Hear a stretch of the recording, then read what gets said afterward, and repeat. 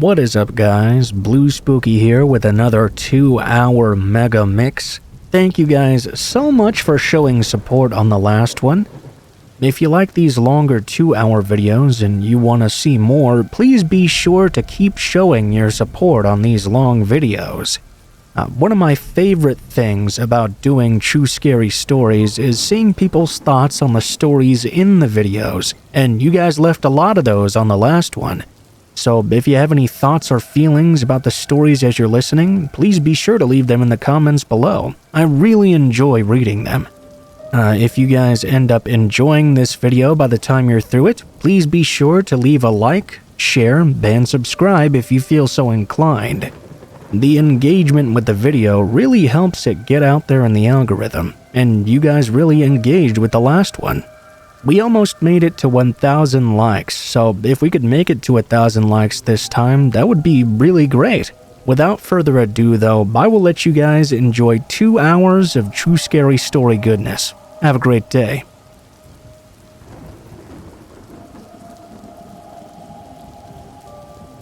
My name is Francisco, and I used to work at a sporting goods store when I was younger.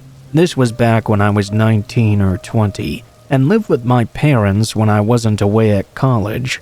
I held the job at the sporting goods store since my senior year of high school, and I worked there for about 3 years total. During, I believe, my first summer break from college, there was a newer employee to the store.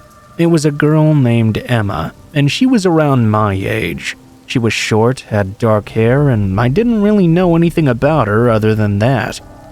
We didn't have a whole lot of employees at our store. There would be maybe 5 or 7 of us working at once, usually 2 at the checkout lanes and the rest around different departments of the store, handling various tasks throughout the day. I'm not sure exactly when Emma got hired, but she worked there when I got back from college. We worked together a handful of times. I would work both as a cashier and in some other departments as well. I'd spoken briefly with Emma a few times, but we didn't really interact that much. She seemed like a perfectly cool person for the most part. Not really the type of person I would hang out with outside of work, though. I remember one night, I guess Emma and I both happened to get off at the same time. It was around 9 p.m., I believe. I'd been working in one department and she was in another part of the store. As we were both clocking out, she asked me if I'd driven there, and I replied that I did. She then asked me if I could give her a ride home. I didn't mind too much, but asked first where she lived. It was a city not too far away from mine. It was about 5 minutes out of the way, so it wasn't a big deal at all. I said yes, and we left the store together. She got into my car and gave me the address to her home. I drove to the place. It was an older-looking apartment complex where she said that she lived with her boyfriend. She was very nice and told me thanks for giving her a ride. I wished her a good night and I left and went home. I didn't think that much about the interaction, really. I worked the next day on an earlier shift. My availability was pretty much all day on most days, because it was the summer and I didn't have school to occupy my time. Emma was not working on this day. I remember it was around 12 in the afternoon or something. The store was not very busy. It was usually quiet around this hour.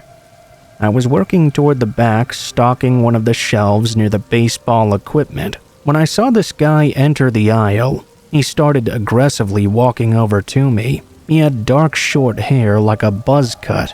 The guy was not all that tall, but he was fairly strong looking. He marched right up to me and asked me who I thought I was. I told him I had no idea who he was or what he could possibly be talking about. The guy told me he was Emma's boyfriend and accused me of, and I quote, trying to take his girl. I realized there must have been some huge misunderstanding of what happened. Either that or this guy was an extremely jealous boyfriend who didn't trust Emma at all. I didn't really want to get in the middle of their problems. He got right up in my face asking if I thought I was a tough guy. I told the man to calm down. I didn't do anything with Emma. She She simply asked me for a ride home from work, so I gave her one. The boyfriend told me his car was working fine and she could have asked him. I told him I had no way to even know that. Further said, I didn't even know she had a boyfriend until she told me the previous night. Actually, he seemed to calm down pretty much immediately. I told him I could assure him I was not trying to steal his girl. He had nothing to worry about. He told me that he better not catch me, quote, tripping again, and then he walked away. After the interaction, I was surprised he'd gotten so angry. I also started to wonder if Emma was stuck in a bad relationship or something. The next time I worked with her was a couple of days later. When I saw her, I walked over and said hi, and told her about what her boyfriend did. She said sorry, but he got like that sometimes. I asked if everything was okay, and that's when she told me she'd actually broken up with him the day before, which would have been the day after he confronted me. She also said she'd moved back in with her parents. I told her sorry, and she said she was fine and happy to be moving on. After that, I went back to work and didn't see Emma for the rest of my shift. That night, Emma got off at around 7, and I got off at 9 again. After clocking out, I walked through the parking lot to my car. When I got in my car to leave, I realized I was being followed home, presumably by Emma's ex. I knew this because the car was parked not that far away from me in the lot. I'd noticed it immediately because the lot was almost empty. After getting in my car and starting to drive away, the other car followed right after me. At first, I made 3 or 4 turns to make sure he really was following me. When he did the same, we finally arrived at a stoplight. I looked back to see the man driving and could see that he resembled Emma's boyfriend. I drove the rest of the way home until I got to my street. Then, I wasn't really sure what to do exactly. I kinda just randomly drove around the block with him right on my tail. I decided to finally just pull into my driveway. I did so and got out of my car. He pulled in right after me, but I ran around the house into the backyard. I wasn't looking to see what he'd done. I knew my parents usually kept the sliding glass door in our backyard unlocked, so I slipped into the house that way. When I looked back, it didn't seem like he'd tried to chase me. I shut the door and locked it, then covered the blinds. I went back to the front window and looked out. As I did, I saw him getting back into his vehicle. He then drove away. I was also able to confirm it was definitely Emma's ex-boyfriend. I thought about calling the police, but I decided not to. I hoped this guy would just realize there was no reason to go after me. I didn't work for a few days after that. I just so happened to have multiple days off in a row, which was some nice free time. On one of those days, I went to the mall with a few friends. There was a really large one not far away from where I lived. We were doing some shopping for a number of things when I noticed Emma's ex-boyfriend once more. This definitely was not a coincidence. I didn't feel scared this time though. I was with 3 of my friends after all. We were in the food court, and the guy was sitting a ways away at a table by himself. He was half facing us. I pointed him out to my friends and told them the whole story. They said we should go up and confront him, but I said no. I didn't want a big fight to break out or something worse. We stayed there discussing what to do, and left a while later. I could see him following shortly behind us. He followed us for about 40 minutes. It was really creepy. I was honestly surprised this guy was after me so much. Did he really think I was responsible for his breakup? We left the mall later that day. I didn't see the guy for the rest of it after we left. The next time I worked, Emma also happened to be there. When I saw her, I asked her how she was doing. She told me she was good and was going to be moving to Seattle in 2 weeks. We lived in California, so that was a ways away. I told her that was great, but her ex-boyfriend was now stalking me. She asked me why, and I said probably because he thought I was responsible for breaking them up. She said that was crazy and I had nothing to do with it. I told her to tell him that then, but she said she had him blocked on everything and wasn't going to contact him. I realized then just what kind of guy this was. He was just taking his anger out on me, or at least trying to. I got off work later that night. I walked out to my car and saw that same car parked by me again. This was getting me really angry. This time, when I got within 10 feet of my car, Emma's ex got out of his. He then started charging toward me aggressively. I asked him what he thought he was doing. He didn't say anything, just kept moving toward me. He got right up in my face and took a swing at me. I moved, but he still got me a little on the side of the head. I took a swing right back at him. I missed, and he got me pretty good. I'm embarrassed to say. I pretty much got the tar kicked out of me. In my opinion, it was clearly not his first fight. For me, it was my first. He hit me multiple times. I only got 1 or 2 hits on him, which didn't really seem to affect him at all. I fell to the ground and he continued beating me. After that, he walked off and went back to his car. I was just glad he didn't try to finish me off or something while I was down. As he drove off, I gathered myself and called the police. I told them what happened, and they came out to my location. I ended up getting some medical aid on the scene, but overall I was mostly fine. I had some bruises and scrapes, but miraculously no concussion or anything. Finally, I was able to go home. The police said they would look into the guy. Well, the next day, I got word he'd been arrested. Apparently, he already had a warrant for failure to appear on some other charge. I think it was theft or something. He had a history of run-ins with the law. I also filed charges against him for assault. It was a huge relief that he was now off the streets and would stop following me around. I was really mad for a while about getting mixed up in that whole deal, but looking back on it, I'm just glad that me and Emma ended up okay.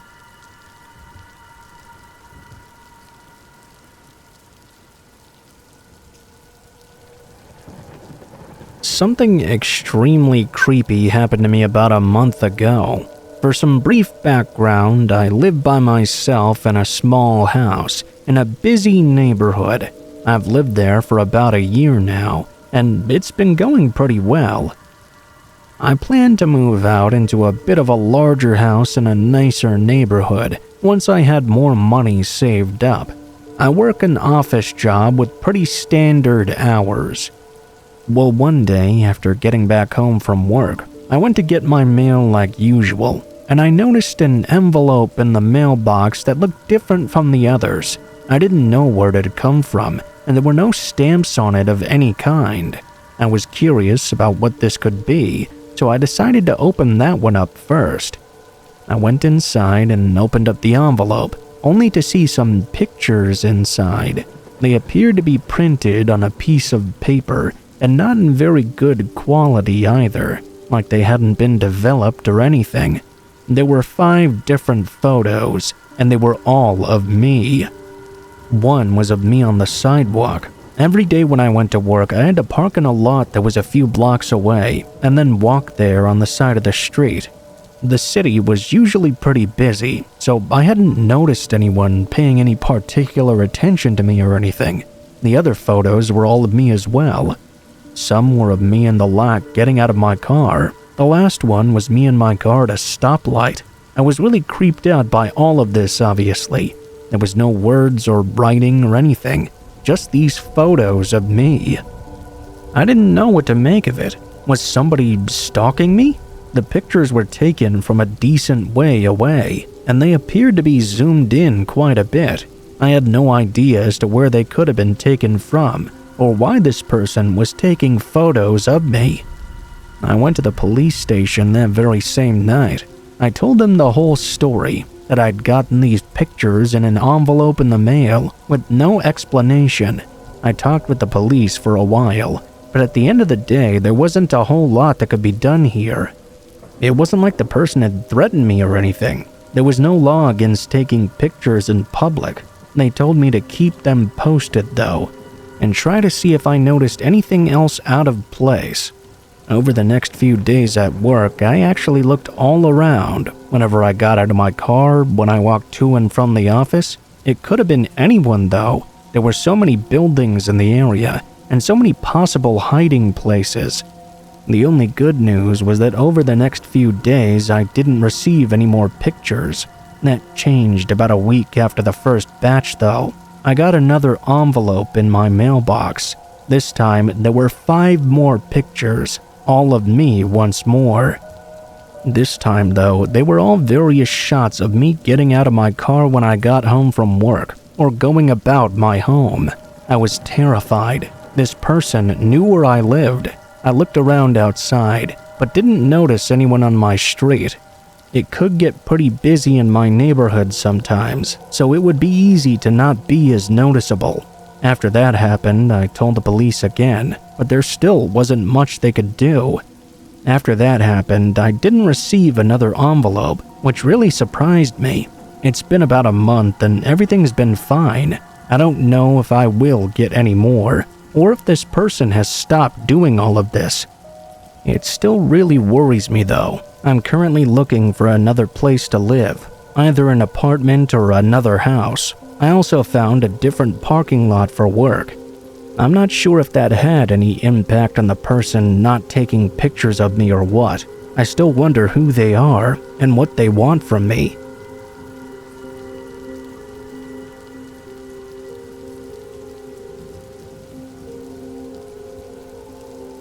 I had a very odd period of my life where I didn't really have anywhere to stay. I wasn't making enough money to live somewhere on my own.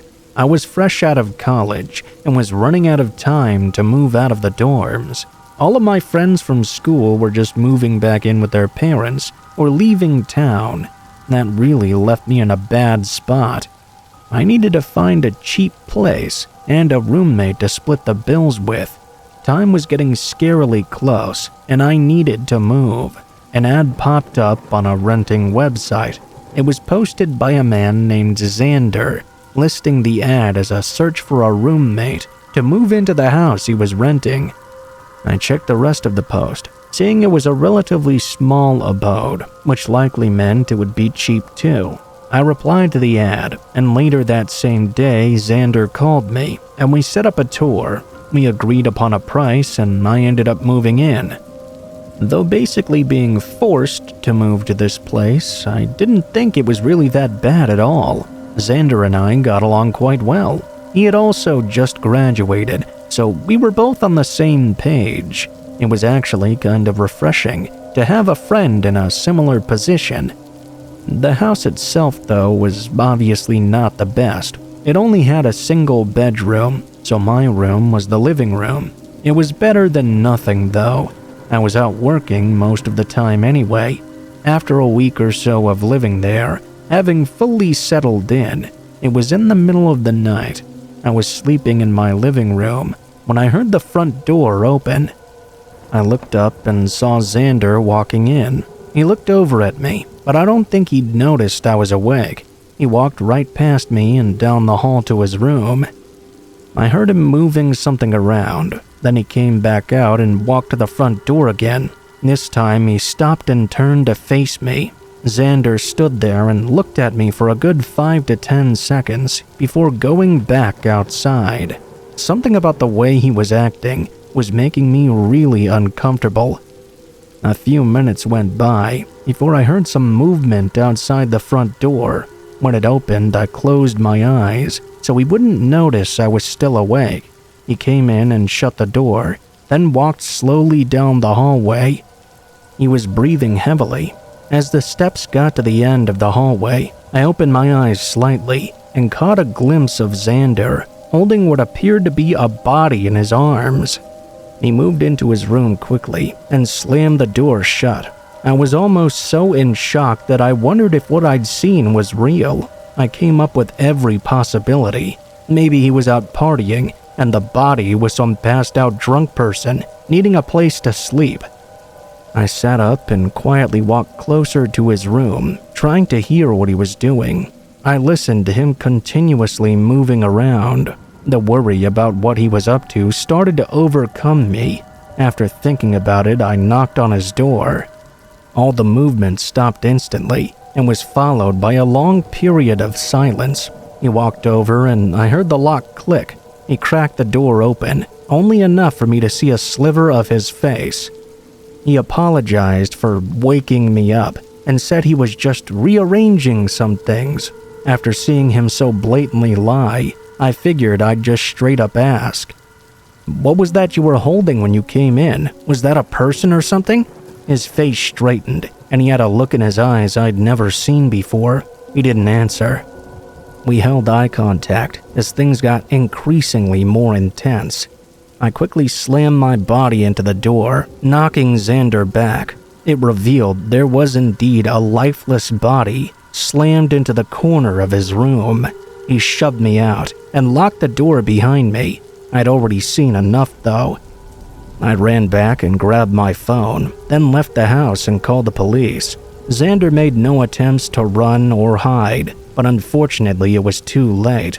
The person was dead and had been so for multiple hours. The details about everything were withheld, but I know Xander had lied about his age, being almost 30 years old, and I know that whatever he did, he remains imprisoned to this day. He's kept to himself about why he killed that person and what he was doing with the body. I consider myself lucky to have gotten out of the situation quickly. Who knows what would have happened if I hadn't?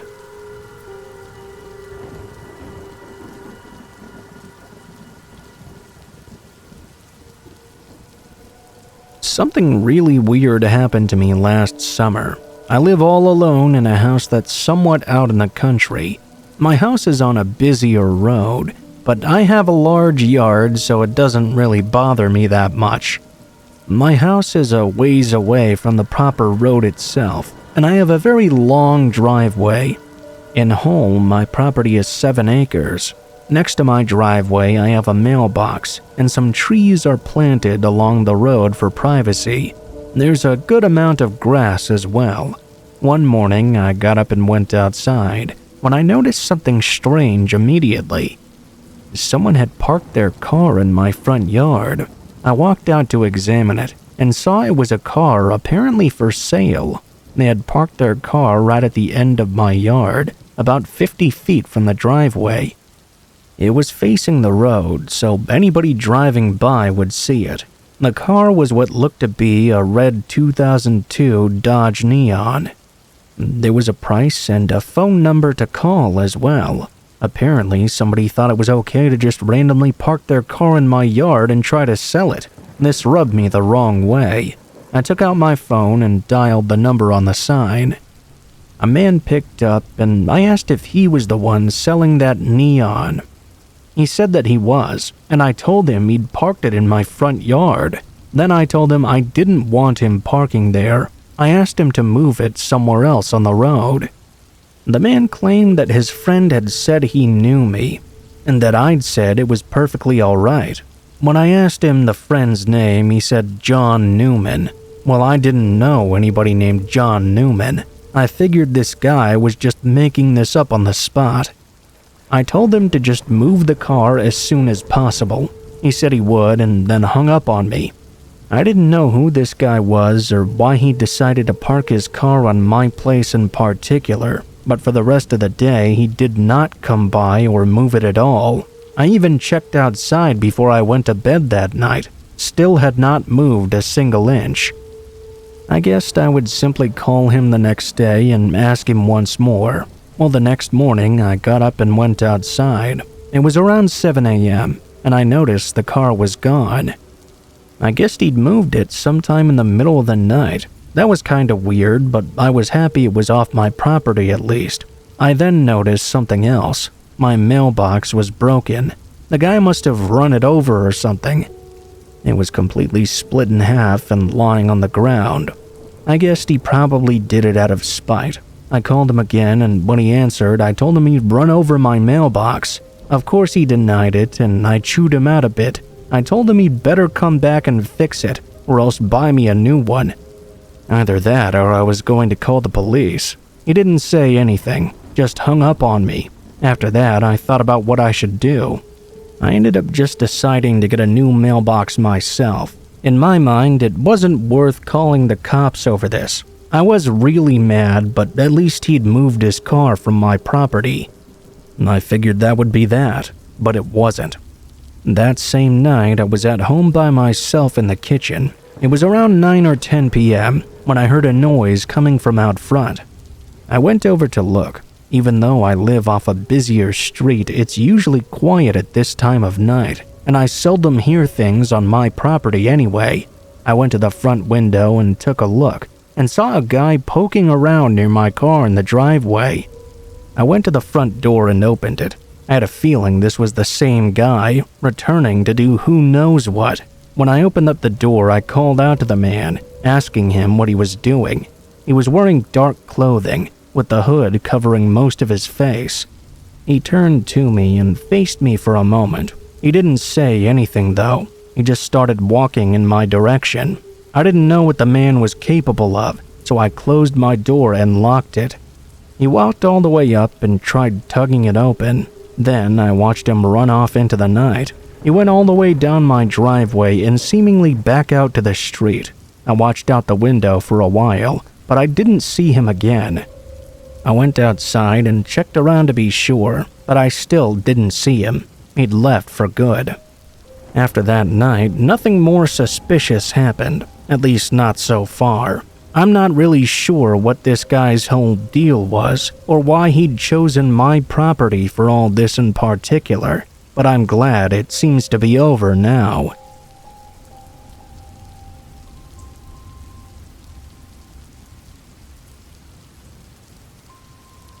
This happened just last spring. I was shopping at Walmart one night. I had only gone there to get a couple things in the home improvement section.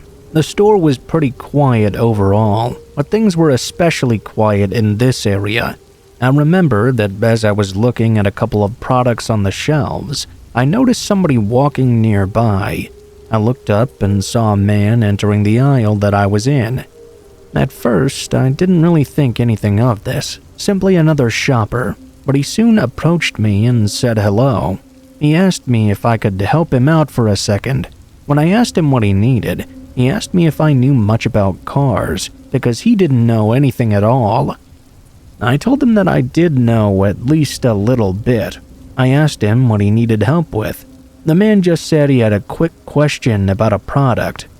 I said okay and followed him a few aisles over to the automotive section.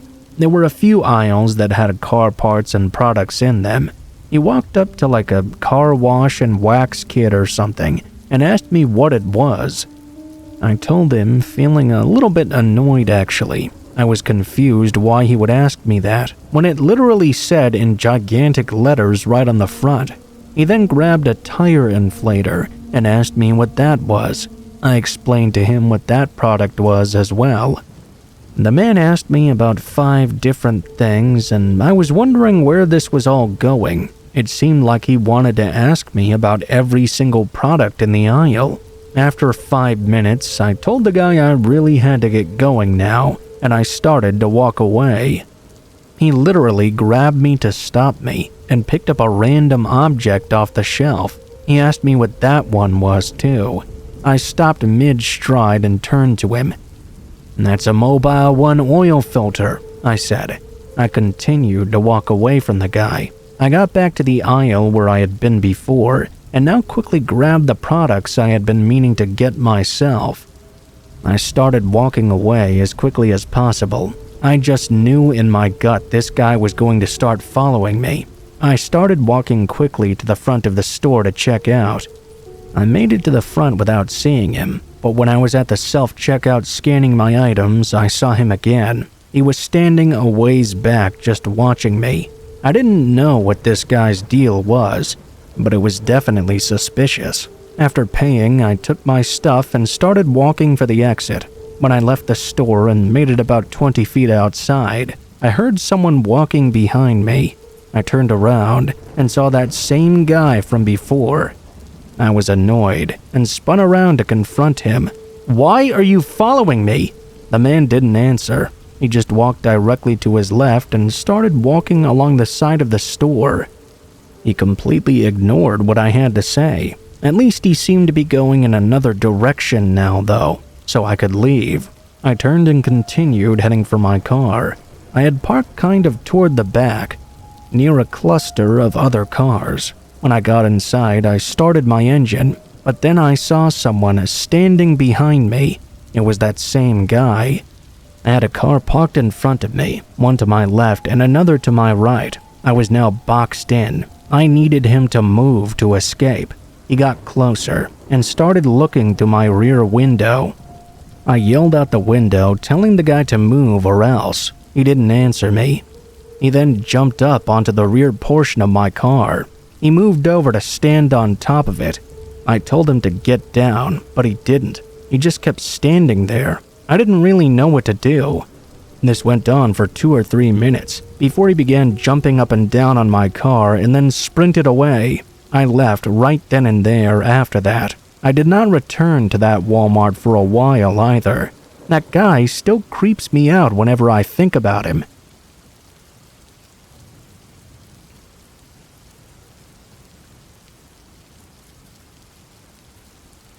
So, I have a brand new account, as you can probably see, but I've been on Reddit for 5 years now. My old account was amazing. I had friends and audience for my writing.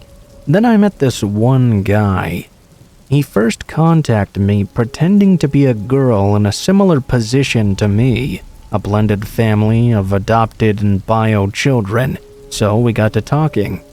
At one point, though, I remember him telling me my house looked really nice. I had never shared my address or pictures of my family, home, or anything online. I also didn't have him on any social media accounts other than Reddit. I tried to simply ignore those strange messages, but he kept on coming. He started sending links, pictures of my street address even. I blocked him and scoured my account to make sure there was no signs about my location or anything like that. There was no personal information on there, so I had no clue how he could have gotten it. It didn't even mention the country I'm currently living in. After I blocked him, I started to get tons of messages from different accounts, threatening me, saying that if I sent money or personal pictures, then my address wouldn't be given to shady people who might hurt me. I blocked each account as the messages came in, and contacted some of my friends about it, since I trusted them more than the police to monitor the house and the kids. The street view pictures of my home kept coming in, and it got to the point where I had to go off-grid altogether. I don't know how it even happened in the first place. I'm cautious to anyone I talk to online now. After a year off-grid, though, I decided I'm not going to let fear stop me from living my life or telling my story. So I'm not going to be afraid anymore.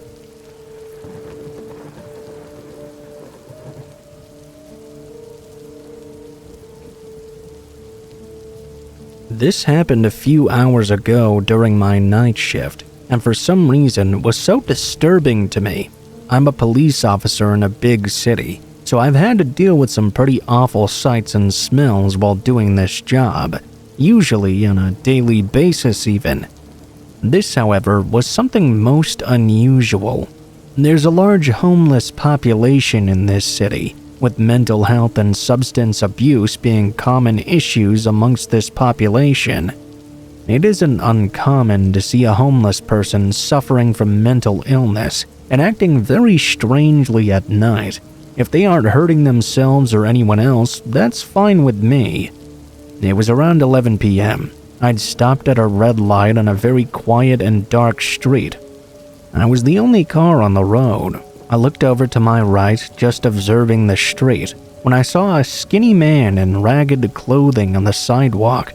Their feet was planted on the ground, belly arched up to the sky, and their hands on the ground over their head.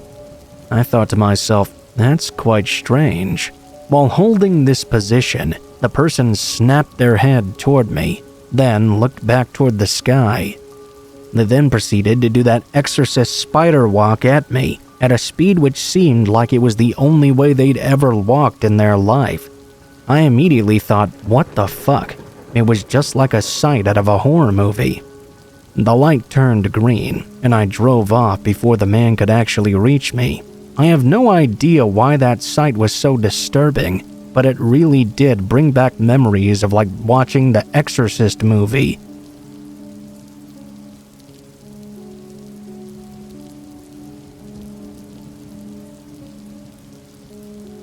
This takes place in 1985, when I was 18 years old. My family, my parents, myself, and my 16-year-old sister Amani lived in a quiet neighborhood in Calgary.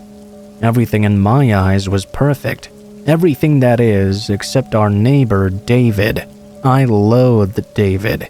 He was 22 years old and very cocky because he played electric guitar in some local rock band. He would always bring different women over, and from my sister's window she could hear everything. Whenever Amani and I walked home from school, a shirtless David would conveniently be there doing bicep curls in his front yard.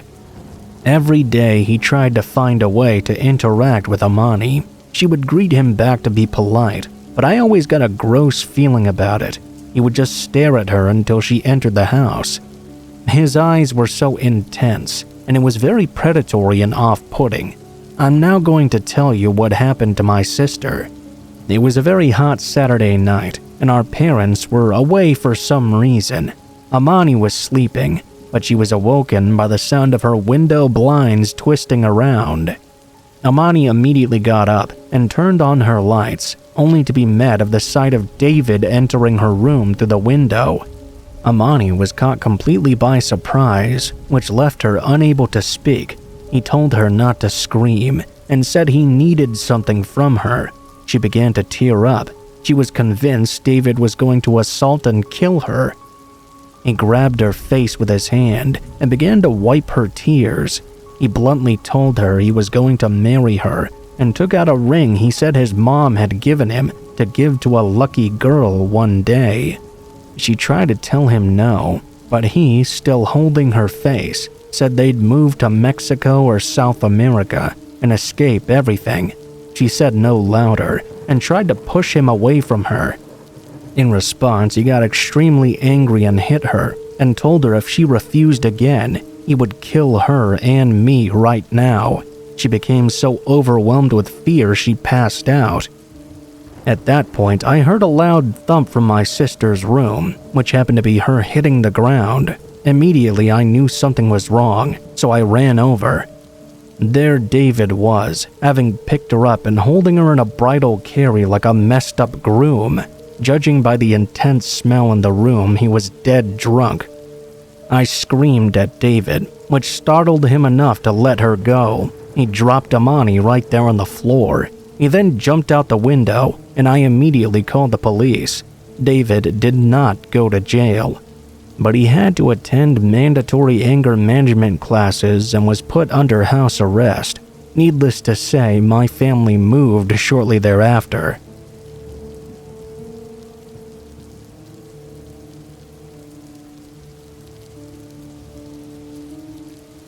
When I was 5, I would walk to the school bus stop every morning.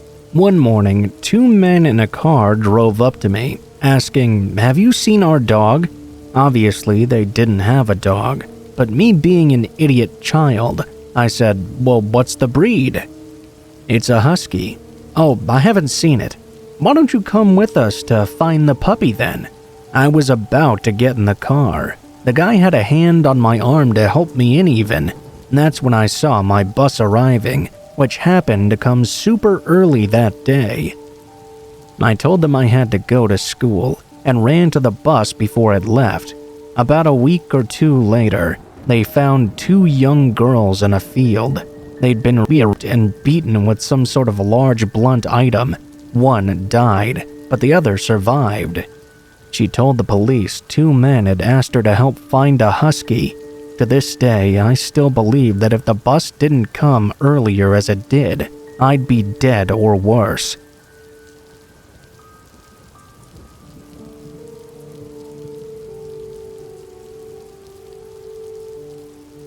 I remember throwing a block party in college. I invited all the young folks in the neighborhood, all of whom I knew pretty well.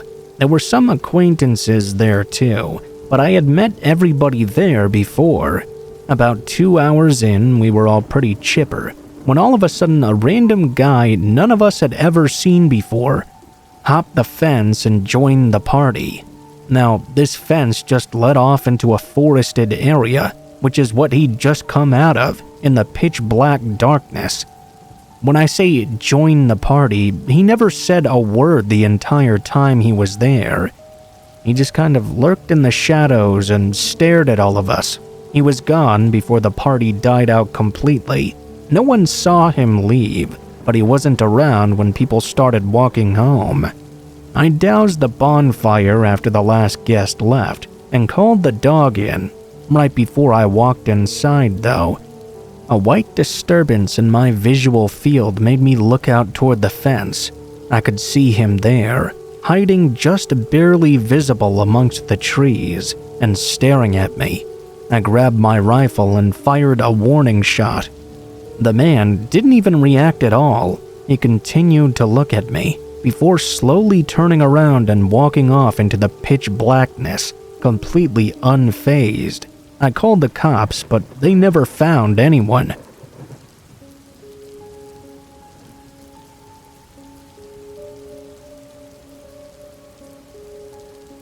Back when I was 18 years old, for about 6 months, my boss drove me to work.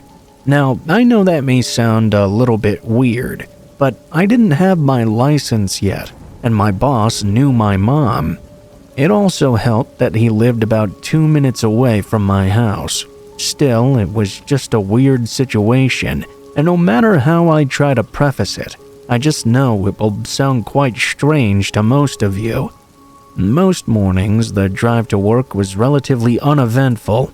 We'd arrive around 6:30 a.m., and neither of us would usually talk in the car. He was usually hungover, and I just wasn't the talkative type anyway.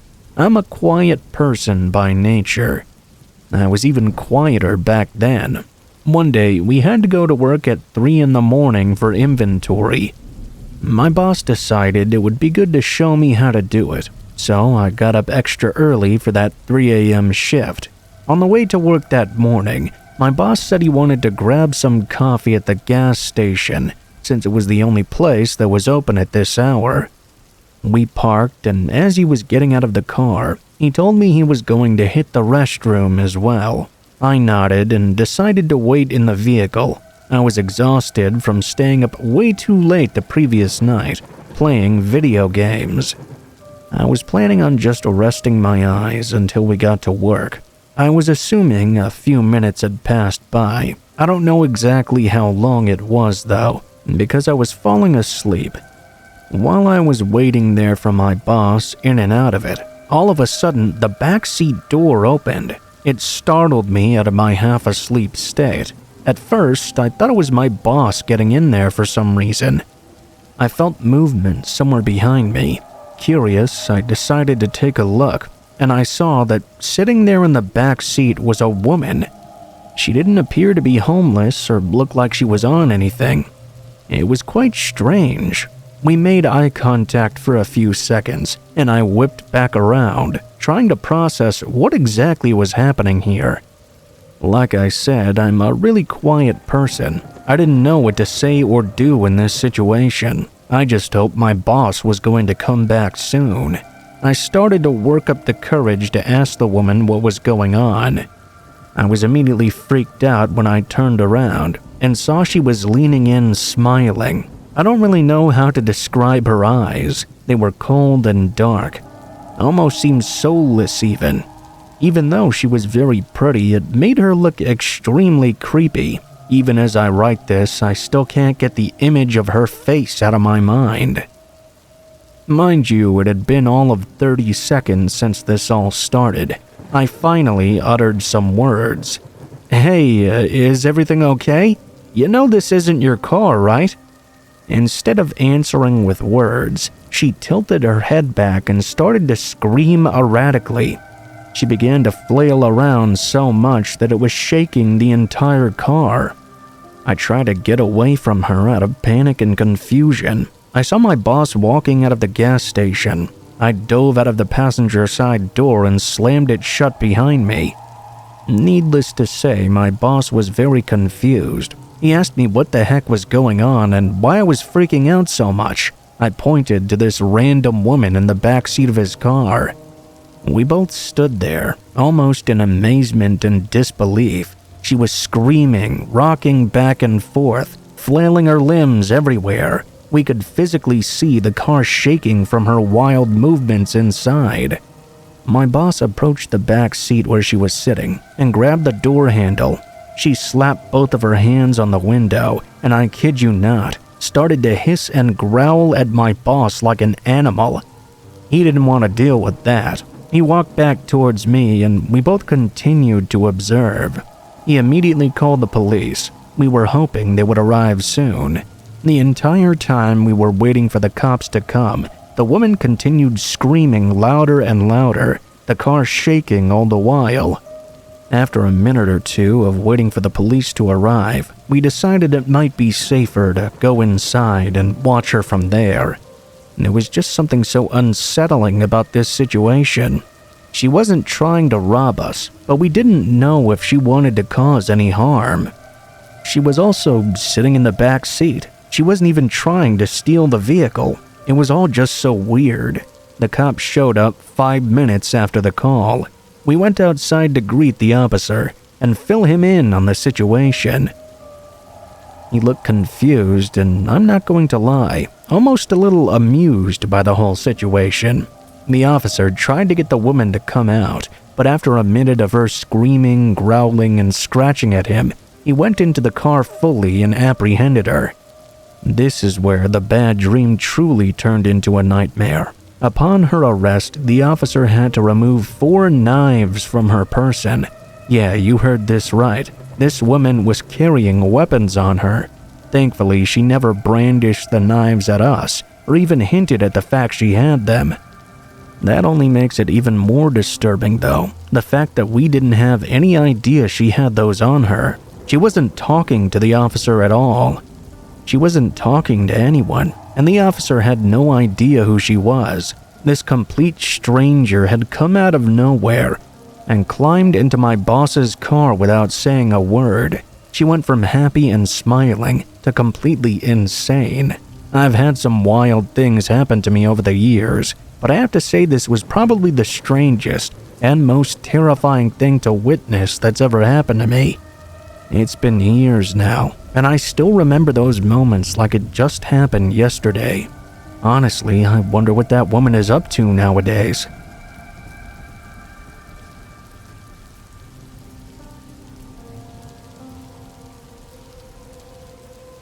Back in 2018, a series of events happened to me that still haunt me to this day.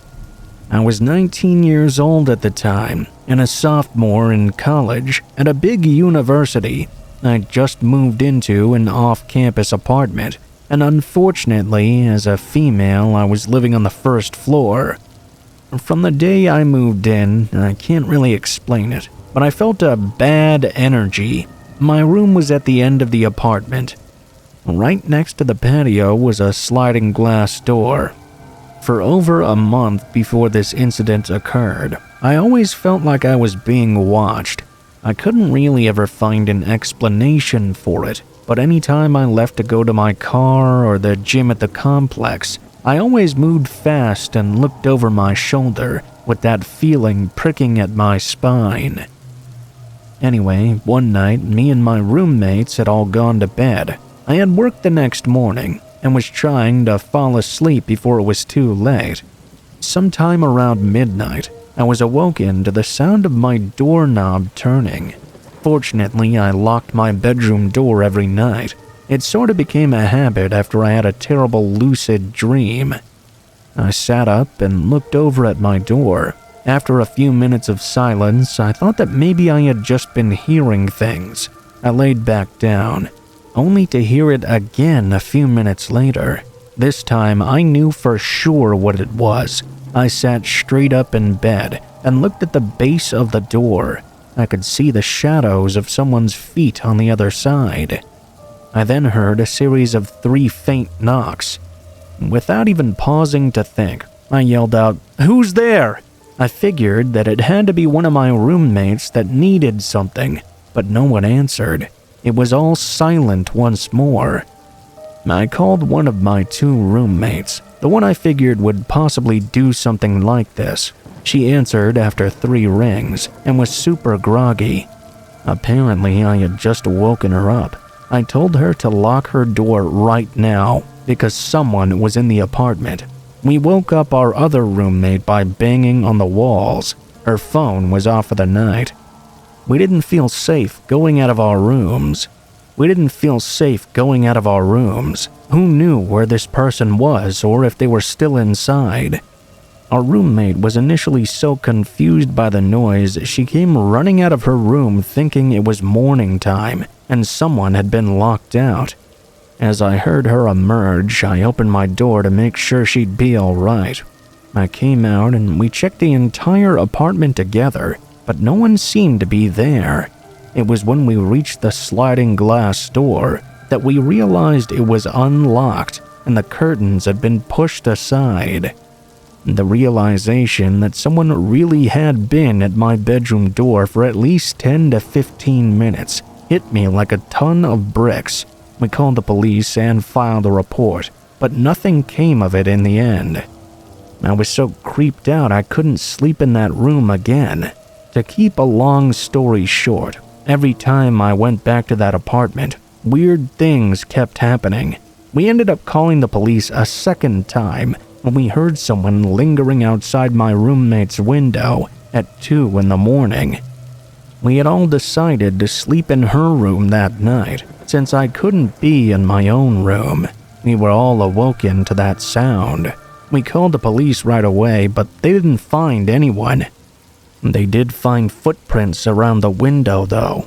The weird thing was, when I wasn't at the apartment, nothing ever happened. It only happened when I was there. It was as if someone was targeting me, watching me the entire time, trying to get at me. After all, they'd never stolen anything, and they didn't even bother trying to open any of my roommates' doors. They had both been unlocked. They could have gotten in, no problem. Now the weirdest part of the story. My boyfriend at the time, now husband, lived in a different city and would come and visit me on the weekends. Right after the break-in, he was driving his car when he noticed a problem with his tire. He took it into the shop and they told him that in all their years of experience, they had never seen anything like this. Someone had taken 4 of the 5 lug nuts off 2 of his tires. The fact the wheels hadn't popped off while he was driving and possibly killed him was crazy. It was such a vicious and intentional thing to do. I have no idea if this was done by the same person who broke into my apartment that night, but the timing of events is definitely suspicious.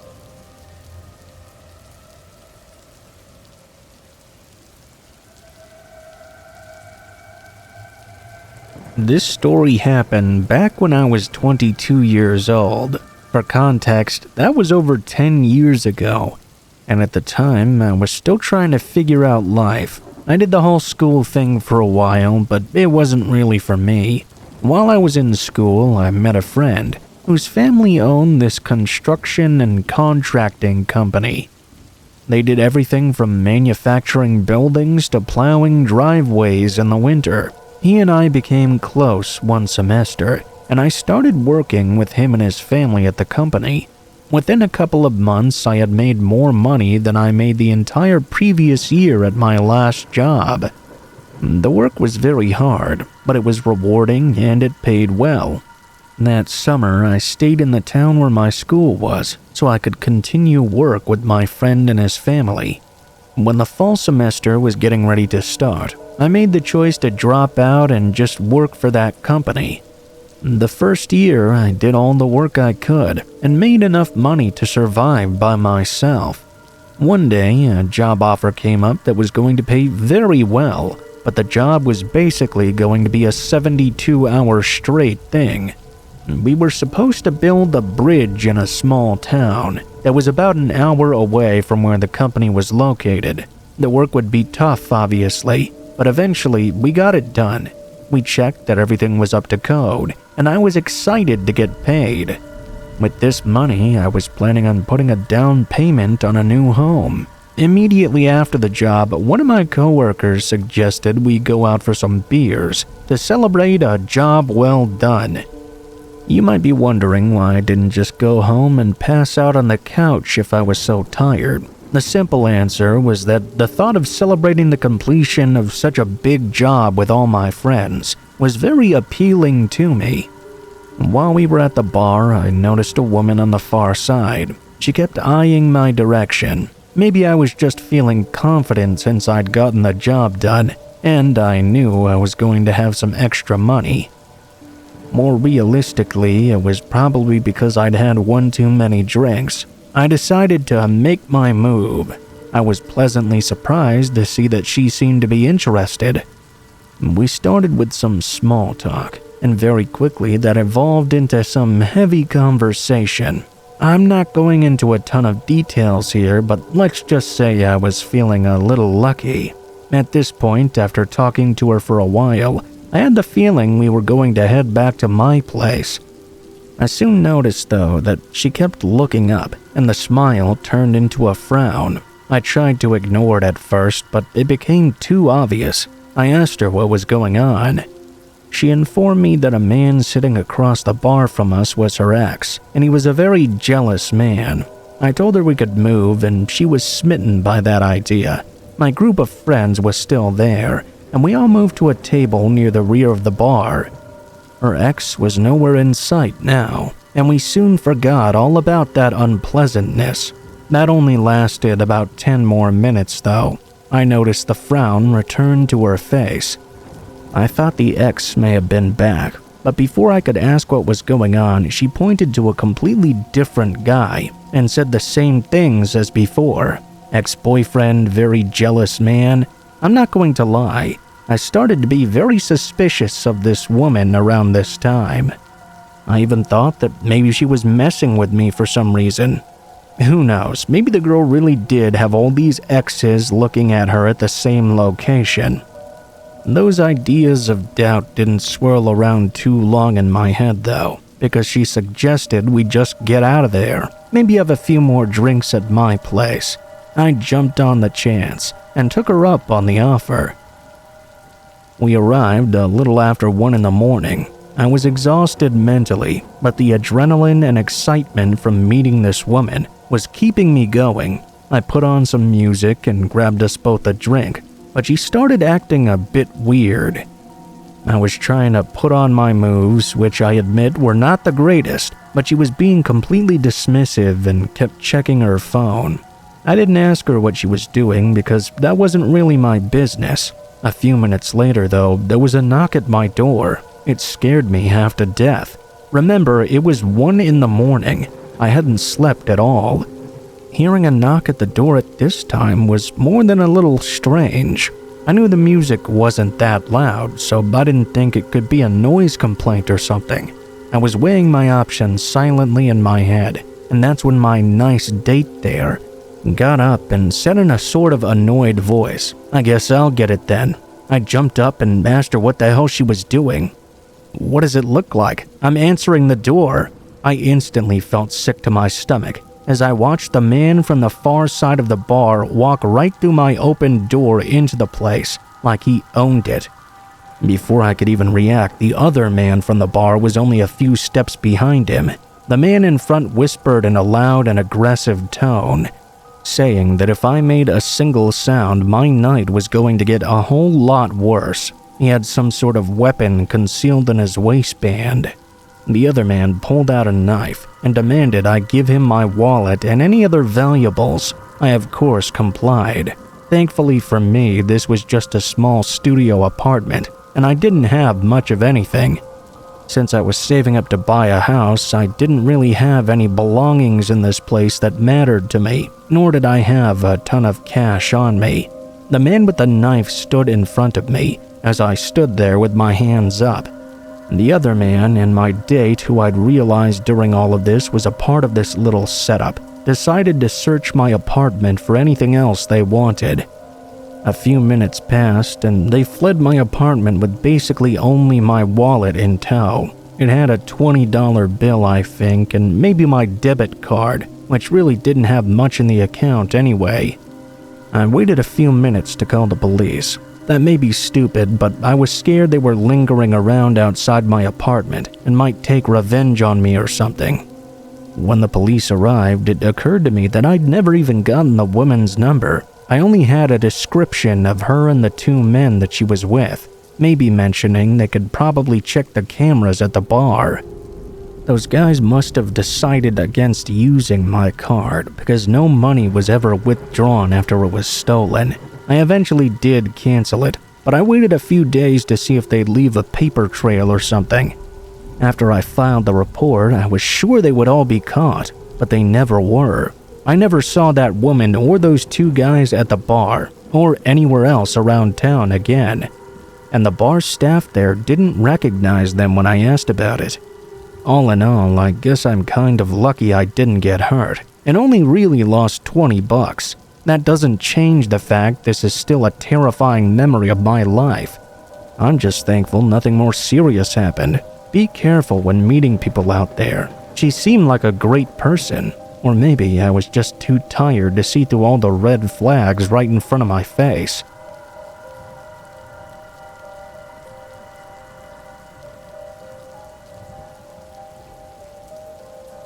When I was in high school, I used to ride the bus to and from school during my freshman and sophomore years.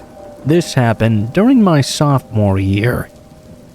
I lived sort of at the end of a curving and quiet street. Most people who lived in my neighborhood had long driveways and large properties with lots of trees.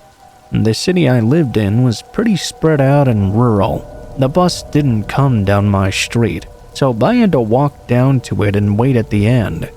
I was the only person on the street that rode that bus. Generally, the bus would get there really early in the morning. I don't recall the exact time, but it would usually be dark out still when it picked me up. When I got dropped off after school, I would also have to walk the distance of my street. It was not too bad at all, though. The most annoying part was that it was kind of unpredictable when the bus would get there in the morning. It would often be late, I remember, so I would sometimes be standing out there waiting for quite a while. Sometimes it would get there right away, right after I got to the corner, and I'd almost miss it. The location it picked me up from was a busier road that mine connected to. It was usually pretty quiet when I got picked up in the morning, obviously.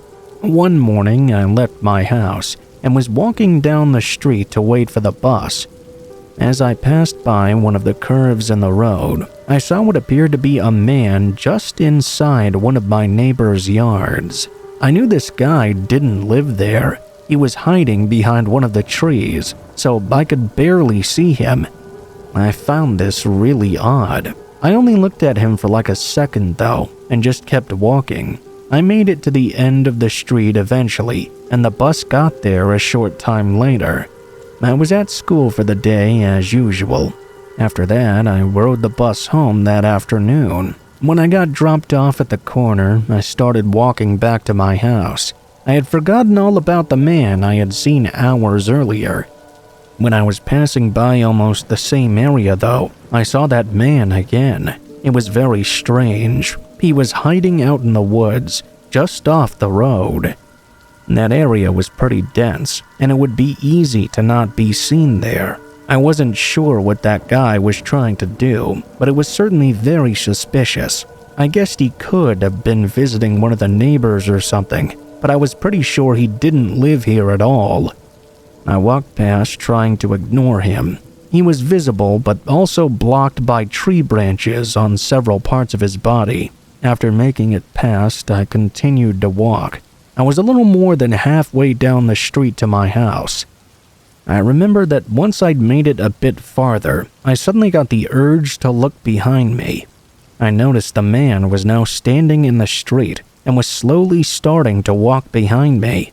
I hadn't known that he'd even left the wooded area. It was creepy to see.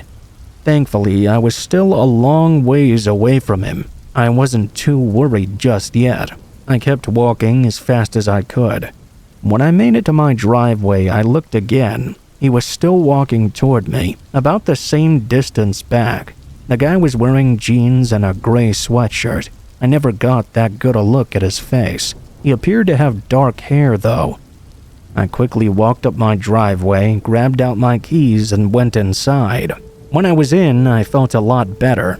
I checked out the front window. The view of the street from there was partially obstructed by some trees we had in our yard. Still, I didn't see him anywhere. I was home alone for a while, until my parents got back from work. During that time, I didn't see the man at all. I ended up sort of forgetting about him again. The next morning, I left my house to catch the bus. As I walked on our street, in another wooded area, I saw somebody walking through. I instantly remembered that man from before and realized that this person looked very similar to him. I walked faster and passed by the area where he was. When I did, I tried my best to ignore him. I assumed it might be a similar situation to the previous day, but this time, when I made it to the straight part of the road that led to my bus stop, I heard footsteps following behind me. It was very quiet with it being so early, and I could clearly hear him following me. I looked behind me and saw the man was about 100 feet back, walking right in the middle of the street. I walked faster and soon made it where I would wait for the bus. I looked down the street, but the bus was nowhere to be seen. I really hoped it would arrive before the man reached me, but today it seemed to be running late.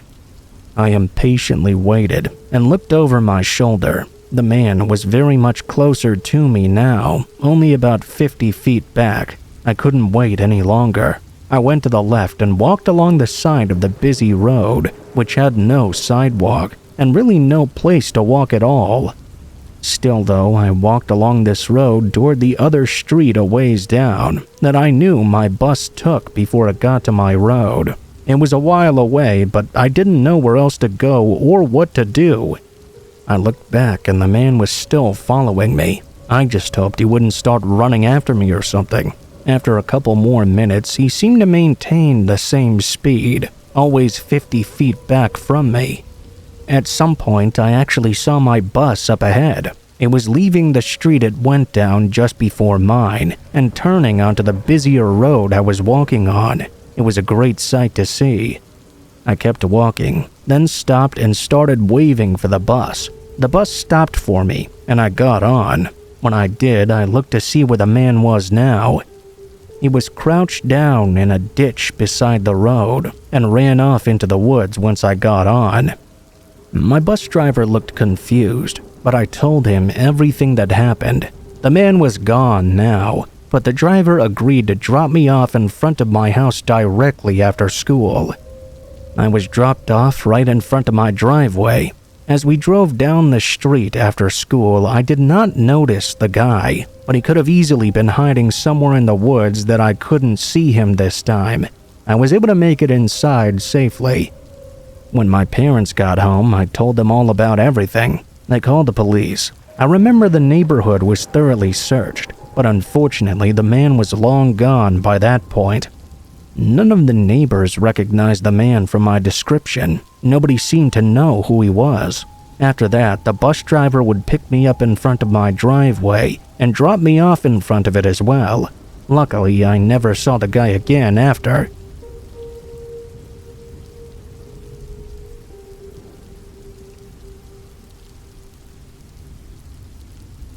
This day, around 6 years ago, I had a scary road rage incident on my way back home. Back then, I worked 50 miles away from the town we lived in. My wife and I were in the process of saving money for our first house. We'd been living in a cheap 2-bedroom apartment with our young son Jacob. There weren't any good jobs in the town we lived in, so I was forced to look pretty far away for a good job. The job I did find paid very well, which made the long drive worth it. We only had one car, so my wife Connie would be stuck at home without transportation. Normally, this wouldn't be much of a problem. Most of her time was taking care of Jacob and doing stuff around the apartment. However, around lunchtime one morning, I got a very concerned call from her. Our son Jacob had been fussy most of the night. He was at that age, so neither of us had thought much about it at first, but as the morning passed, he'd acquired a nasty fever and was clearly in misery. Connie had called the doctor, and they were able to fit us in later that afternoon. That was when she called me and asked me to come home. I informed my boss of the situation and let him know I had to take the rest of the day off. He was very understanding. He gave me his blessing, considering Jacob was our first child. I lacked the experience and was probably a bit more nervous than I should have been. It was just a simple cold, it turned out, but you can never be too sure. These things can be much worse than you look. As you can imagine, I was pretty distracted on the drive back. Every 15 minutes, I'd call home to check in on Jacob's condition and make sure that Connie was doing okay as well. I was in one of these calls when I almost had a wreck with another driver. I was about 10 miles from home and needed to take the exit off the freeway. Like I said, I was distracted and didn't check my mirrors as well as I should have. I gave 2 quick glances and merged into the right lane. I didn't notice there was a car in my blind spot. All I heard was the long droning of their horn. Luckily, we managed to avoid crashing into each other. But the driver of that car was justifiably furious. I looked in my rearview mirror and gave him a meek little sorry gesture right before I exited. I didn't expect it to go beyond that point, but the driver had other ideas. I'd gone about a half mile down the access road when I noticed he was still following behind me. I could see him gritting his teeth and shaking his arms out the window. When he realized I'd seen him, he started yelling and becoming even more animated. Of course, I couldn't actually hear what he was saying, but he was obviously very livid. Things started to get serious when he began tailgating me and honking his horn. Every time I'd speed up to get away, he'd do the same. I was terrified he'd slam right into me if I slowed down even a little bit. Remember, the entire time this was going on, my wife was on the phone with me. She could hear him honking his horn and asked what the heck was happening. I tried to avoid worrying her, but when the crazy man pulled up alongside me on the wrong side of the road, I began to panic and told her to call the police. In spite of her repeated questioning, I eventually got her to agree and hang up on me. Now that I wasn't on the phone, I could fully pay attention to the road. I had no idea what this guy hoped to achieve if he got ahead of me or in front of me, but I knew it couldn't be good. Traffic around us seemed to be keeping their distance, except for one semi carrying gasoline. I don't think he had a clue as to what was happening. His large presence afforded me enough time to make a turn to my house without the man smashing into me. I thought I'd managed to shake him, but he caught up at the next intersection. Now I was just a few blocks from home. All I could think of was that I hoped the cops were there waiting for us. In retrospect, I shouldn't have led him to where I lived, but I was so panicking in the moment that home was the only place that seemed safe. When I made the turn onto the road outside the complex, my heart sunk.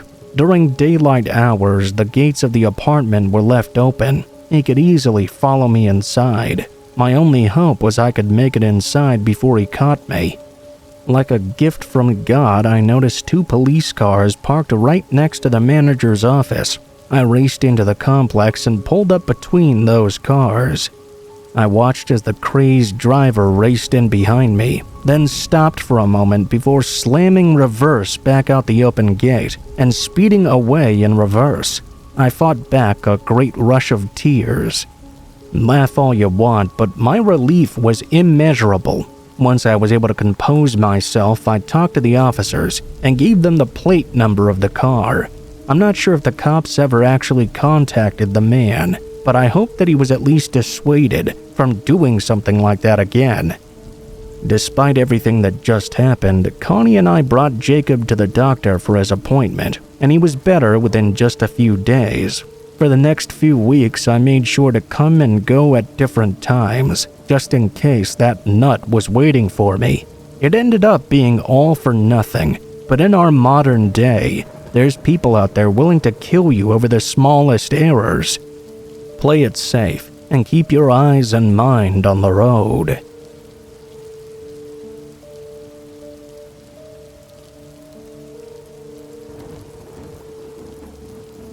This happened 2 years ago now. I'm a woman and live alone in an apartment building. Like many people, I have an Instagram page that I post on pretty regularly. I would say I post on average at least once a month or so. I enjoy posting pictures on Instagram, but I know that occasionally you have to deal with bots or a creepy person. For the most part, I hadn't had any bad experiences, at least until this happened. I opened the Instagram app and saw that I had a direct message. It was from one of my followers, a guy named Tim. I didn't know him and I didn't follow him either. I'm not sure exactly how long he'd been following me for. I didn't even really realize it. He sent me a message asking if I could come and hang out with him. I found this to be obviously weird and did not respond to it. I mean, he hadn't even had a conversation with me. I didn't know him at all. He couldn't possibly expect me to just say yes. Based on his profile picture, he didn't look like anyone I knew either. I figured he wouldn't message me again after that, but the next day he did send me another message. He once more asked me to hang out with him and said he could pick me up. This time I responded and said no thanks. I appreciated the offer, but I wasn't too interested. Now he had to understand that I didn't want to talk to him any further. Tim then tried to convince me, but I ignored him. I didn't know why he was sending me these messages suddenly out of nowhere. The next day, I didn't get any more messages from him. I figured that he would stop communicating with me at that point. The following night, I went grocery shopping after work. I would go shopping occasionally here and there, whenever I needed to. I didn't have a particular routine or anything though. I was inside the store shopping for about 20 minutes. The time was about 8 p.m. or so. After I was done shopping, I headed out to my car in the parking lot. By now, it was mostly quiet, but there were a few people here and there. I got all the way to my vehicle, only to see there was a car parked right next to me. I started to take my groceries out of the cart and put them into my car. And that's when the door opened to the car next to me. A guy got out. I didn't recognize him. He looked just like any other guy going shopping, but he did not walk to the store. Instead, he headed right for me.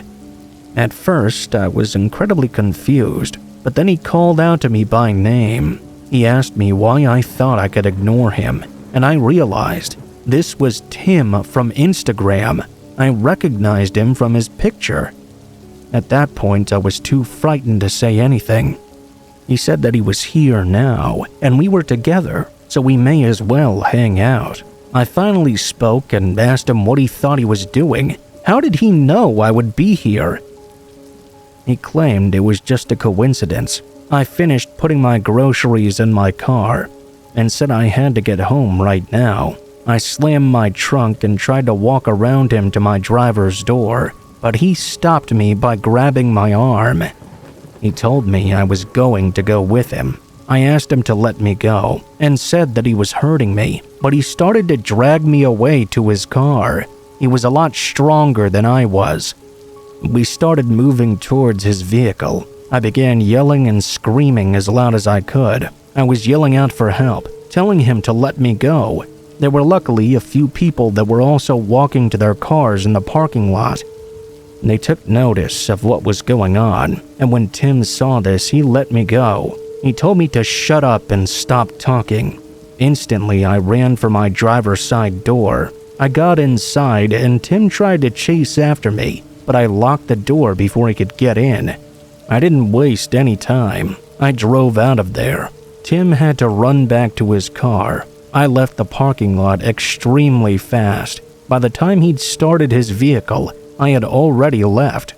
I went around another nearby store that was out of his line of sight, then took some random residential roads until I was sure he was not following me. After that, I drove home. I was so focused on not letting him follow me that I forgot to call the police for a while. Eventually, I did though. I told them everything that happened, but when I got to my Instagram page, his account had been deleted. After that night, I never saw Tim or heard from him again.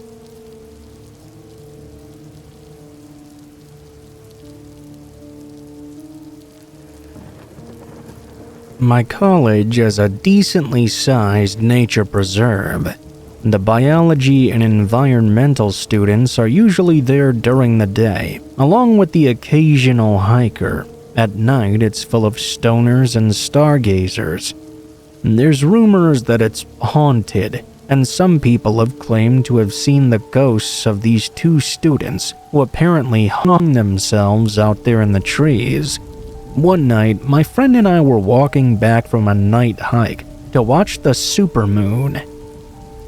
As you walk in or out of the preserve, there's a pond that has a long bridge over the middle, about 150 yards or so. You have to cross it to get back to the road.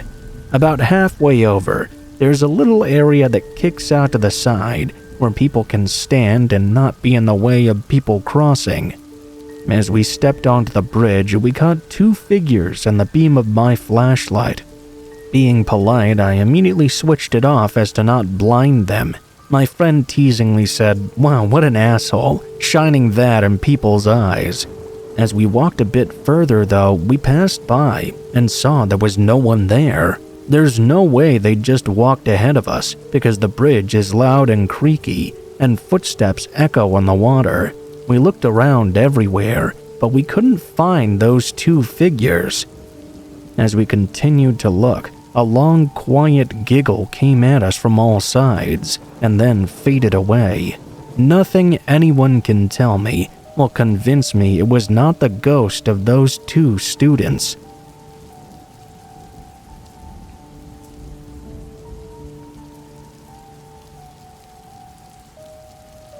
I spent nearly 20 years of my life living all around the Dallas area. In that time, I made friends, found love a few times, and even lost a child.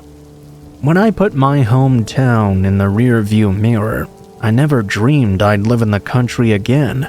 My entire childhood was spent feeling stifled and misunderstood. In school, at home, I'd sit in class and dream of the day I'd find a place I belonged. The day after graduation, I packed up my car and went off in search of such a place. I was fortunate enough to have a fair few friends to help me out along the way. They had fled the same type of uninspiring places that I'd come from. I remember sitting with them in the evenings as we drank and talked about the plans we had for the future. It was an exciting time.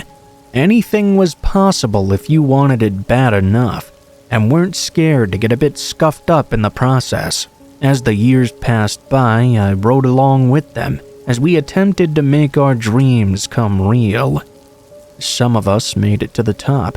A few of us lost our lives, and when my chance came, I grabbed it with both hands. I held on as tight as I could. I didn't want much, just a nice girl who loved me and maybe a child or two. It was far from smooth sailing, of course. I was sure I'd found the one at one point, only to lose her to a more successful friend. Finally, the day arrived, and I was confident nothing would ever separate us. We had a smart and happy son, and he was the key to my soul. That's why his death left me empty. I don't blame her for leaving. No woman wants to be chained to a zombie, so we parted ways, and I entered the darkest period of my life. Fortunately, I had a few friends left who were there to drag me back into the light, and I was now 10 years older. The glitter of the big city was losing its shine. It would take a terrifying traffic incident one morning to show me the city I'd fallen in love with no longer seemed to love me. I remember the day was miserably hot. In hindsight, I should have known something bad was coming. In Texas, by late August, people were fed up with the heat. Everyone I'd interacted with that day was uptight and had an extremely short fuse. Maybe the heat was affecting my judgment as well. I would have never put myself in this situation at any other time. I was living in a suburb north of Dallas, but worked near downtown 5 days a week. I passed back and forth on the Central Expressway. The entire time I lived there, and probably even to this day, there was always a backup where all the highways split off. These days, it's referred to as the Highway 5. I was heading home as I approached the interchange, and a pileup was already beginning. As I slowed down, I noticed the car in front of me rear-end the car in front of it. I approached cautiously and stopped with enough room in front of me, just in case the car ahead needed to back up. When I came to a stop, the driver in front of me burst out of his car. What I saw wasn't what I expected at all. Rather than yelling or screaming at the other driver, he opened his door, ran out, and yanked the other driver's door open. He pulled them out of the car. The poor driver fell onto the pavement, and the man began beating them. I craned my neck to see what was happening, and quickly realized it was a young woman this man was furiously beating on the ground. Without a second thought, I stopped my car and got out. I tried to come to the woman's rescue. I reached the car and tried to pull the guy off her. He took a swing at me, and I threw one back. I managed to hit him square in the jaw with my full body's weight. He folded and dropped on the ground. I turned to the woman and asked her if she was all right.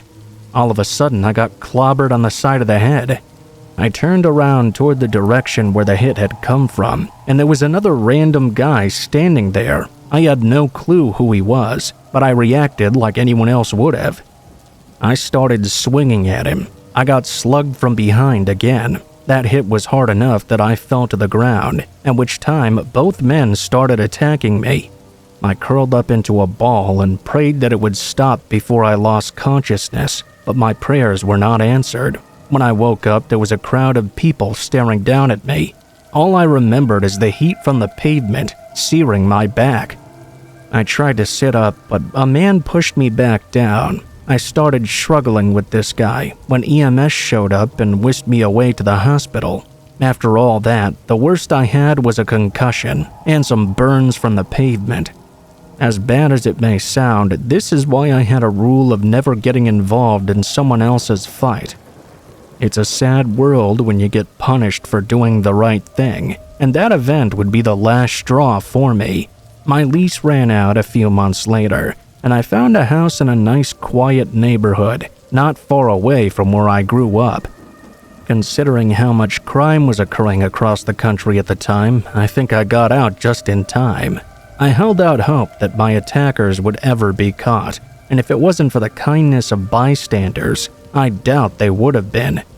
After they finished beating me up, the two men ran back to their car and actually fled the scene across the highway. The second attacker had apparently been a passenger of the car in front of me, but I hadn't noticed him. Fortunately, several of the other drivers managed to get the attacker's license number before they got away. Both men were arrested the following day. They pled down to a Class A misdemeanor and got 6 months of probation. That's it. The driver didn't even get a charge for beating up the woman. She was fortunate to only have bruises and scratches. I hate to think what those guys would have done to her, and all this just because some idiot wasn't paying attention. For those of you still in the cities who are considering leaving, I suggest getting out now. Most of the places we fell in love with in our youth no longer exist.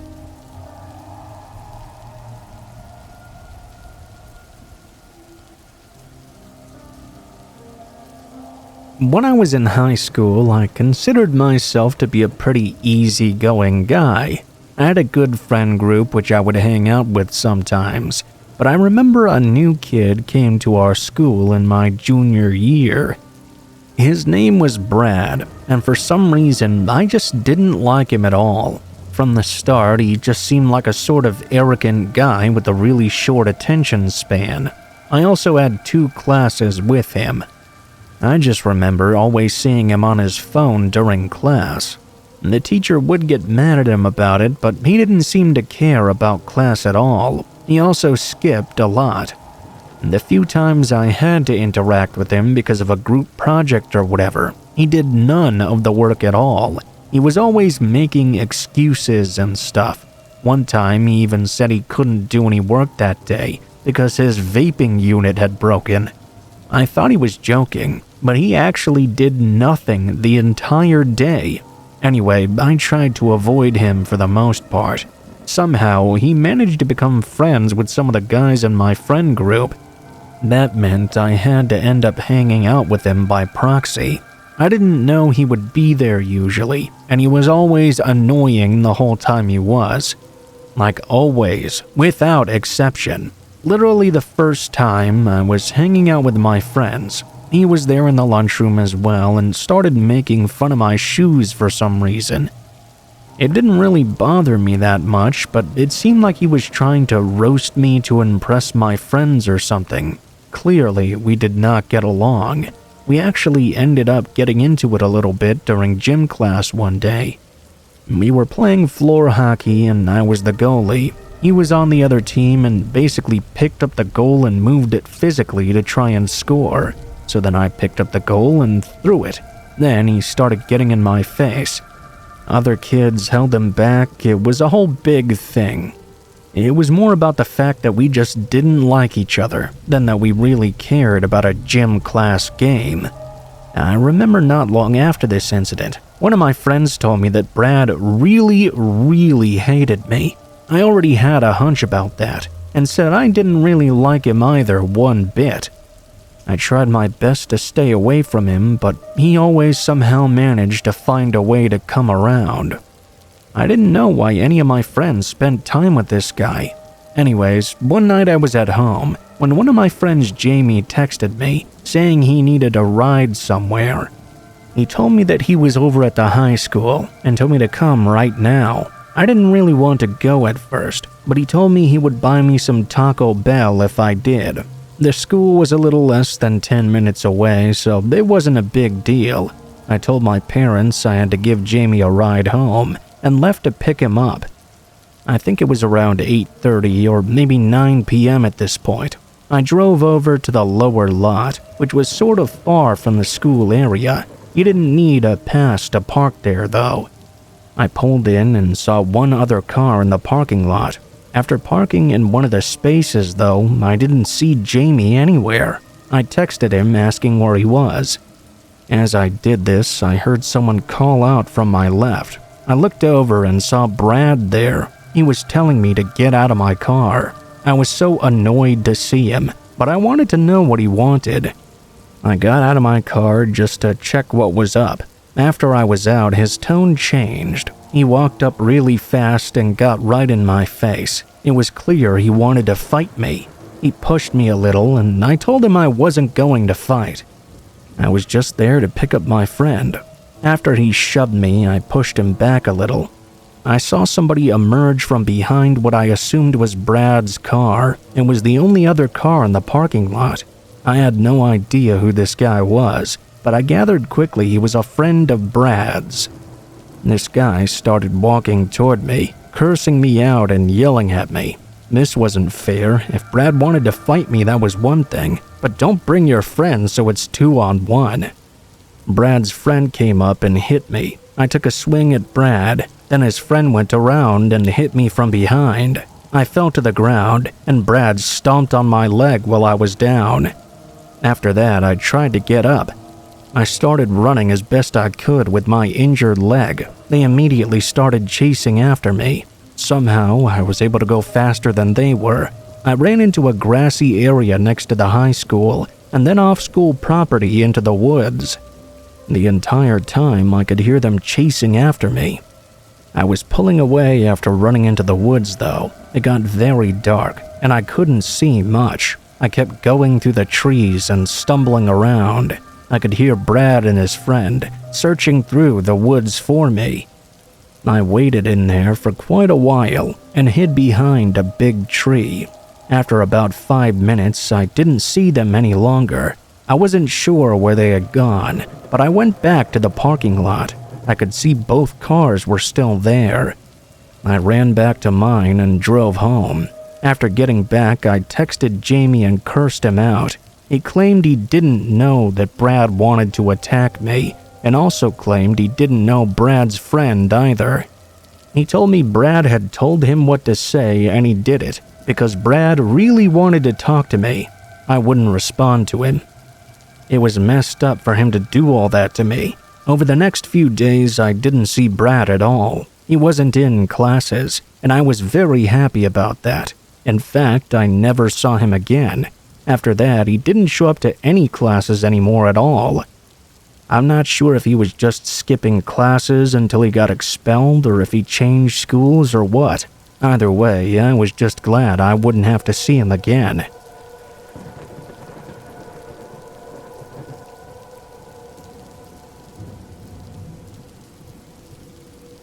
So, this story is pretty crazy, and honestly, every time I think about it or am reminded of it, I still get a little bit of a shiver. It has to be at least 5 years ago now. I went out with a bunch of friends to a comedy show. I personally love stand-up comedy, and going to see a comic perform live was one of my all-time favorite things to do. The show was at a massive resort and spa place near where I lived. Down the road were a few casinos and things like that. I think the place was designed to be a place for patrons of the casino to stay at. The resort had an awesome bar and a bunch of suites. There were 6 of us in our group, all of us couples. The night out was planned months in advance. We'd go see the show, go to the bar for some drinks, then we'd all get separate suites for the night. Actually, it was kind of a romantic getaway, but also a friendship getaway as well. The rooms were awesome. They had hot tubs and basically everything you could need. I was just looking forward to soaking in them after the show. The show itself was awesome, and we all hit the bar right after. It was probably around 10 or 11. We were all sitting in the bar together. I think it's worth noting that you don't actually need to be staying at the resort to visit the bar. It's open to the public. I think it's one of the more popular bars in the area, actually.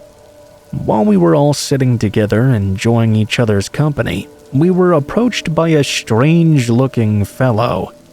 He was a tall man with some very nasty teeth. I remember he was also uncomfortably skinny. He had this weird confidence about him. He asked us how we liked the show.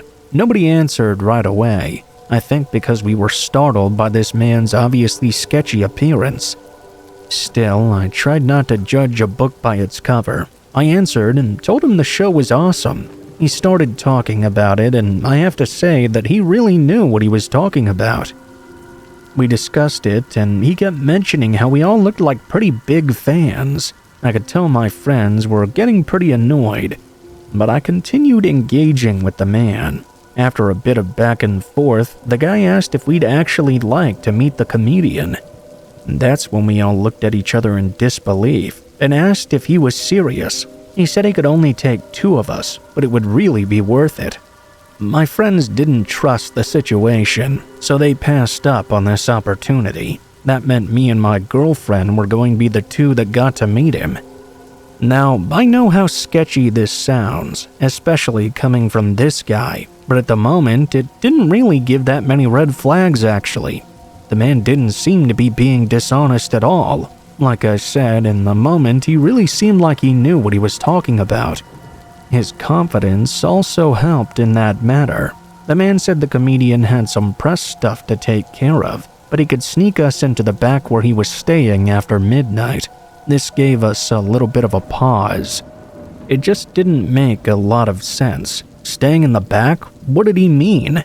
The man went on to explain that the resort had some special suites in the back that were meant for the entertainers, whether it was comedians, bands, or even plays.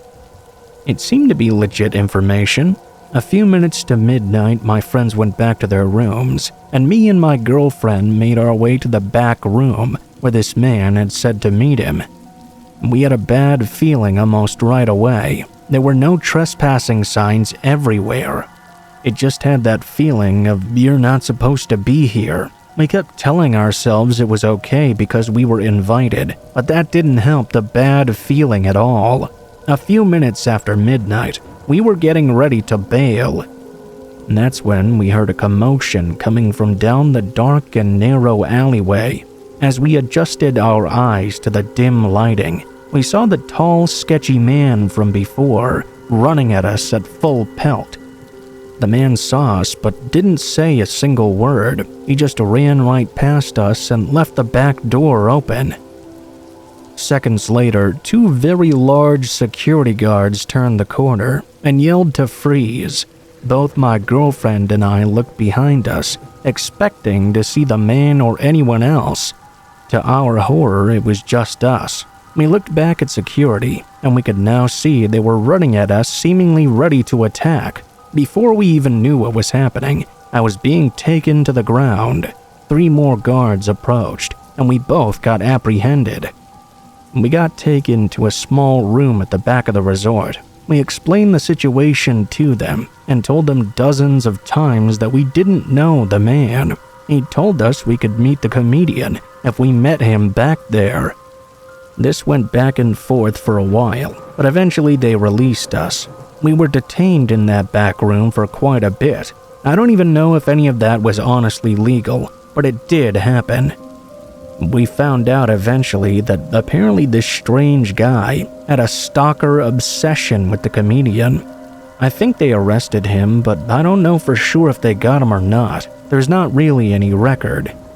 There was no special suite in the back of the resort for the entertainers either. It was all a lie, just like everything else this strange man had told us. But what makes this story so unsettling is not that this guy was creepy. It's that we have no idea what his intentions truly were for us. Why did he invite us into the back alley with him? Did he plan on framing us for some horrible act he was about to commit? Or is it possible that this guy really thought he was friends with that comedian? We never got answers, and unfortunately endured a night of very uncomfortable detainment. I wish I could tell you more, but I've told you everything I know. I just hope that wherever that creep is now, it's far away from where we are.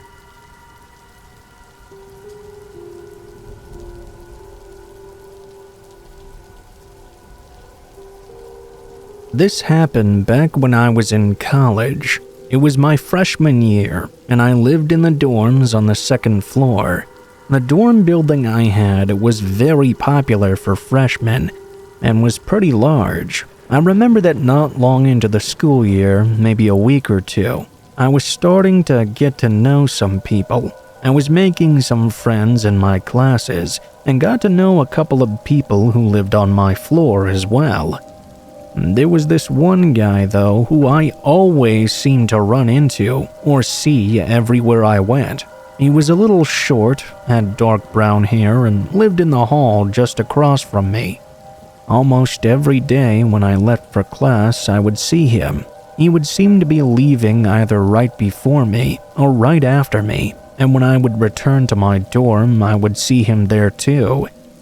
It was kind of crazy. The school was not that large, but it wasn't so small to run into the same person everywhere either. I saw him in several different locations around campus. At first, I just chalked it up to a coincidence. I mean, it's likely we had similar class schedules. We were both freshmen. Despite seeing him literally all the time, I never actually spoke to him.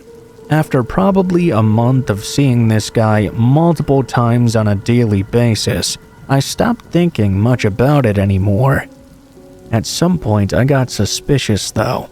One time when I went to go fill up my water bottle down the hall, the dorm rooms had no running water or bathrooms in them, so you had to go down the hall to use either the community bathrooms or the community water fountain.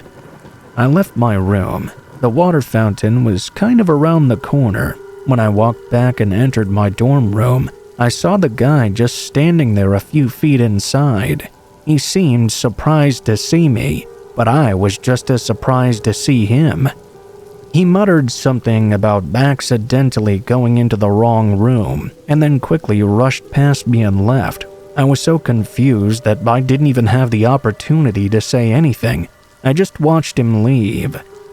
He was gone just as quickly as he'd appeared. I locked my door after I entered. After thinking about it for a while, though, I realized it made no sense what he said.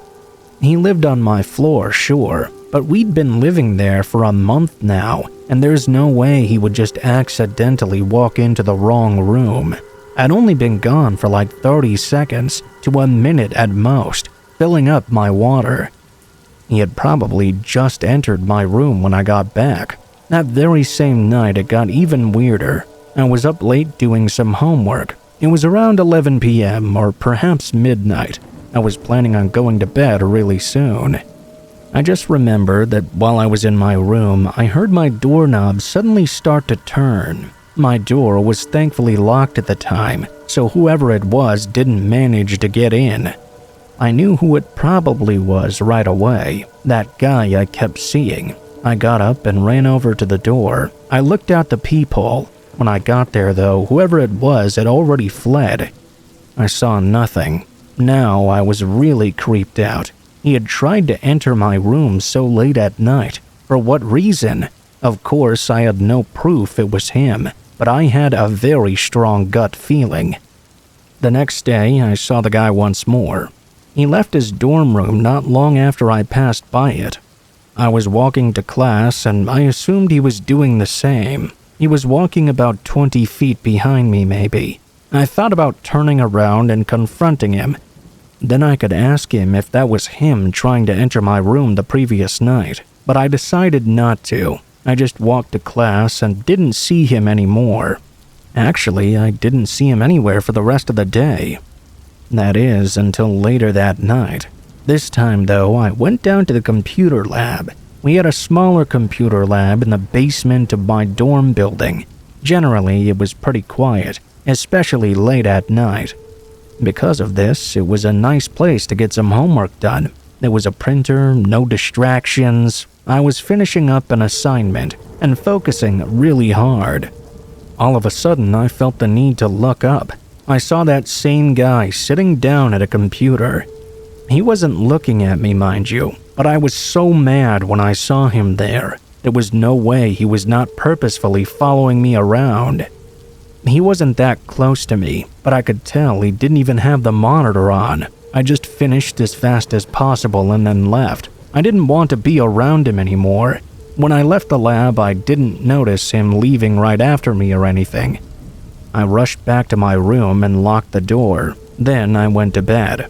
The next thing that happened was a few days later. It was the weekend, I believe. Either a Friday night or a Saturday night. I went out with some friends and was gone until pretty late. At probably sometime after midnight, I was dropped off in front of my dorm building. I went inside and was walking up to my room.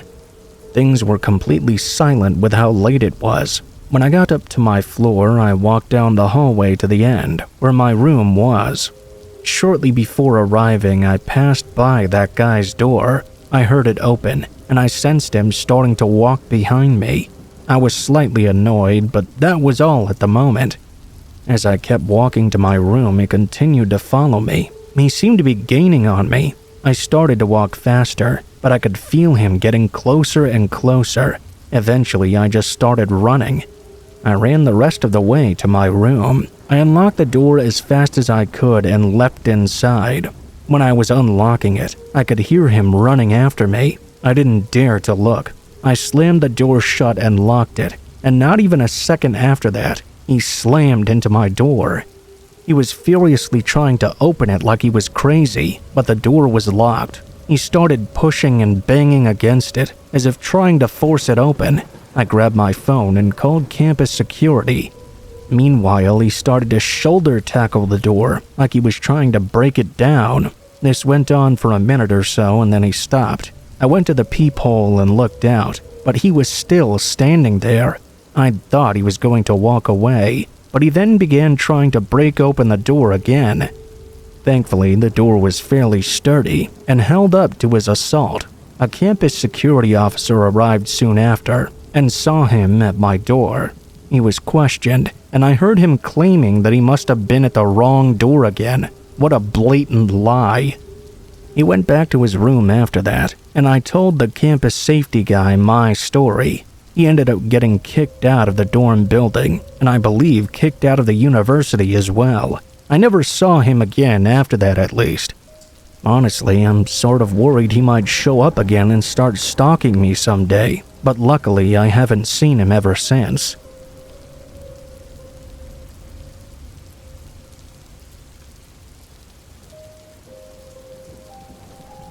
When I was in college, I attended film school, and let me tell you, I loved it. What a great experience. I met so many awesome people and learned so much as well.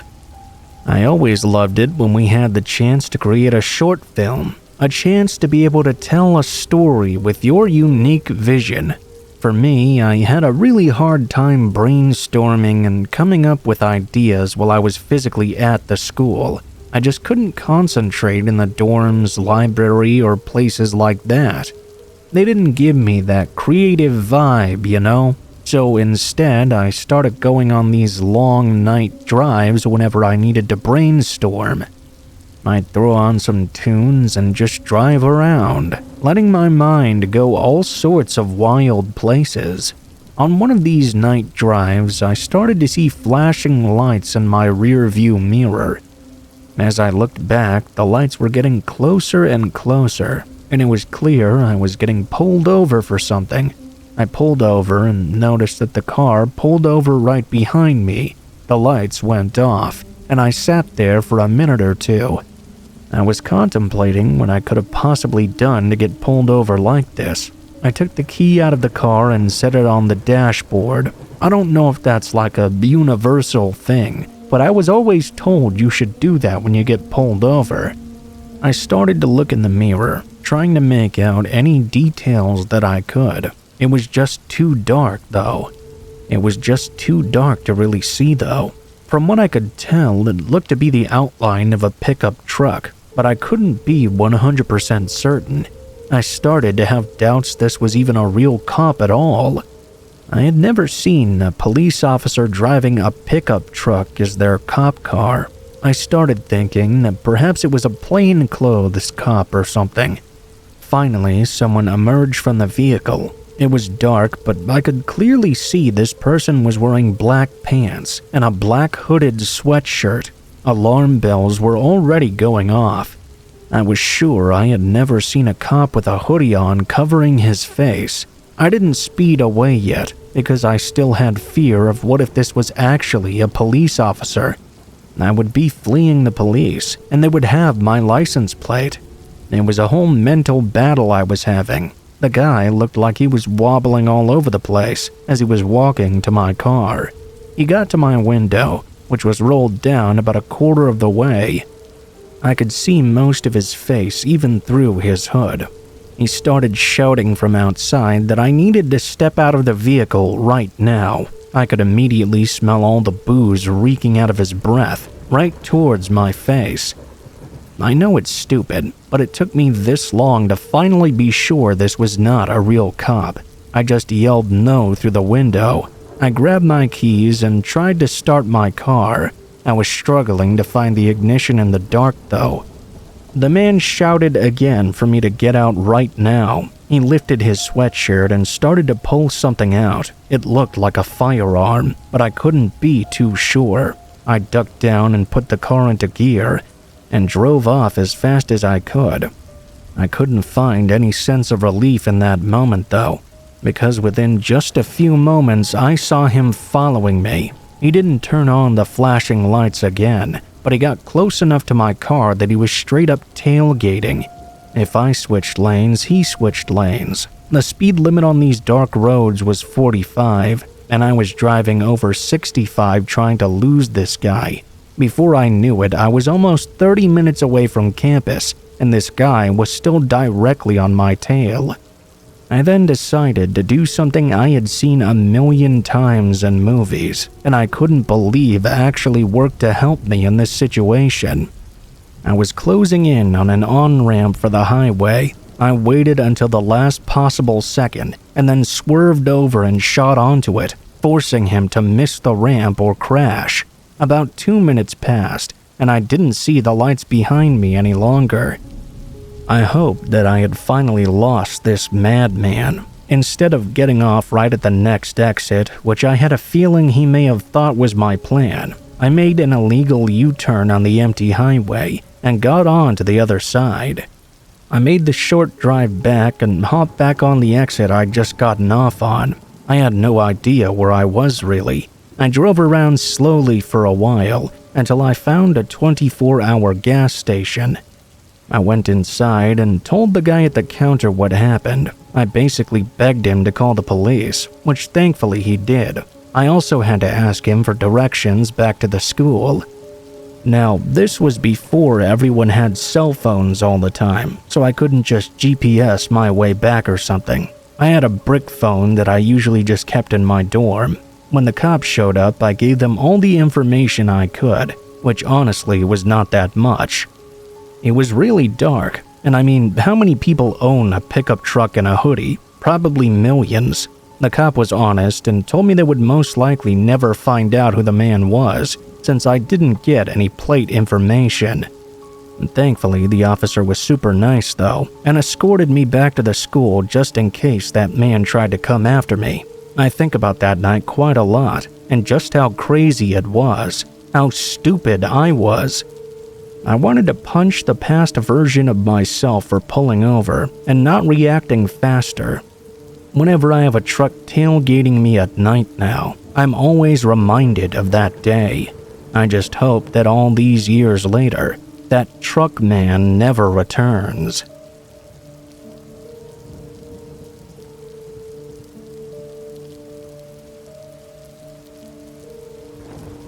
It was the last day of my internship, and everyone had gotten a ride home while I was waiting for my parents. I was 15 at the time, and everyone else was a bit older and could drive themselves. Jim, a more strict and unsettling boss of mine, and Joe, a calmer, older, and nicer one, both decided to stay and wait with me since it was getting so dark out. Jim just had a feeling that something was ominous about this evening, so he didn't want me to be alone. I stood on the corner with both of them waiting. After waiting about 10 minutes, a strange, rusty SUV pulled up alongside me.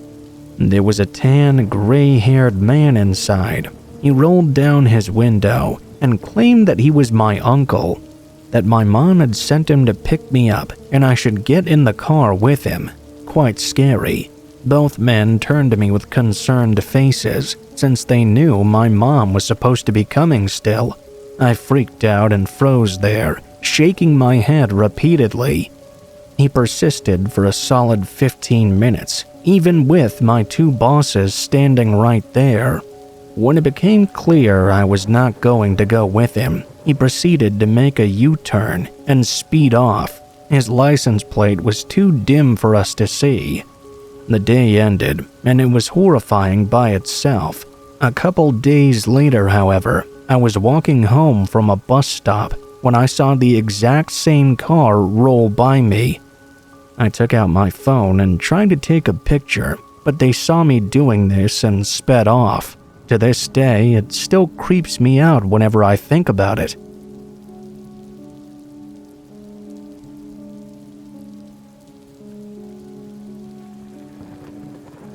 I remember one time back in the day, I had friend-zoned a guy.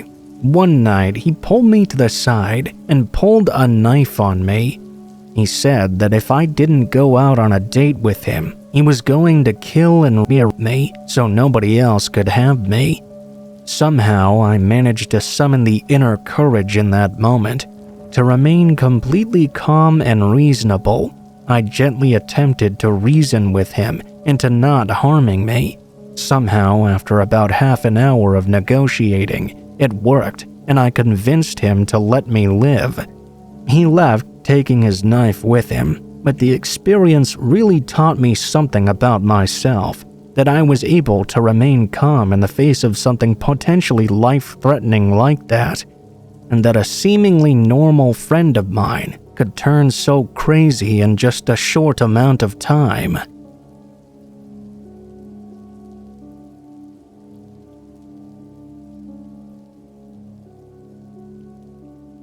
I have a small business helping domestic users with IT issues.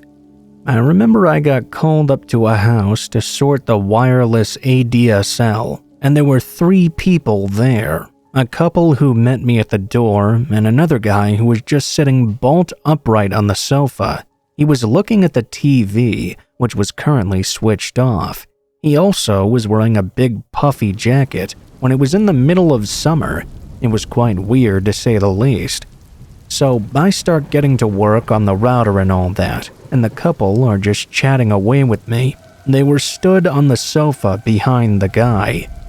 I was just about finishing up my work when the couple looked away for something for a moment, and something immediately caught my eye. In that split second, the man on the couch mouthed the words, "Help me." I did a double take as he did it again. The couple snapped back to attention behind him and didn't see what he did. I was shocked to say the least. I had to think to myself for a minute. When I finished the router, I stood up and looked at that man. I said, "Okay, no problem." I got paid and left the house and went straight to the police station. I never did get called to court or anything, nor did I hear anything more about the case, so perhaps it was all a big joke. But from the look on that guy's face, I don't really think it was.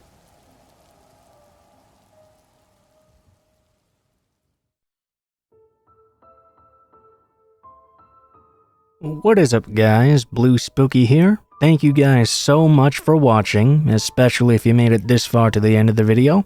If you liked the video, please be sure to like, share, comment, and subscribe if you feel so inclined. If you have any feedback for me as well, be sure to leave that in comments below the video. If you guys have a story you'd like to send in, or if you'd like to contact me for any reasons, there will be links to my social media in the description below the video, including my Facebook, Gmail, and Twitter accounts. Go ahead and send me a message on any of those, and I'll try to get to you as soon as possible. If you do decide to send in a story, please be sure to include in the tagline what the name of the story is if it has one, what type of story it is if it has one, and how you'd like to be credited in the description below the video. Please make sure to include as much detail as you feel comfortable with, and try to use as much proper grammar as possible to make sure you have the highest chance of appearing in a future video. Overall, I think that's pretty much it for now, guys, so thank you so much for watching, and I hope you guys have a great day.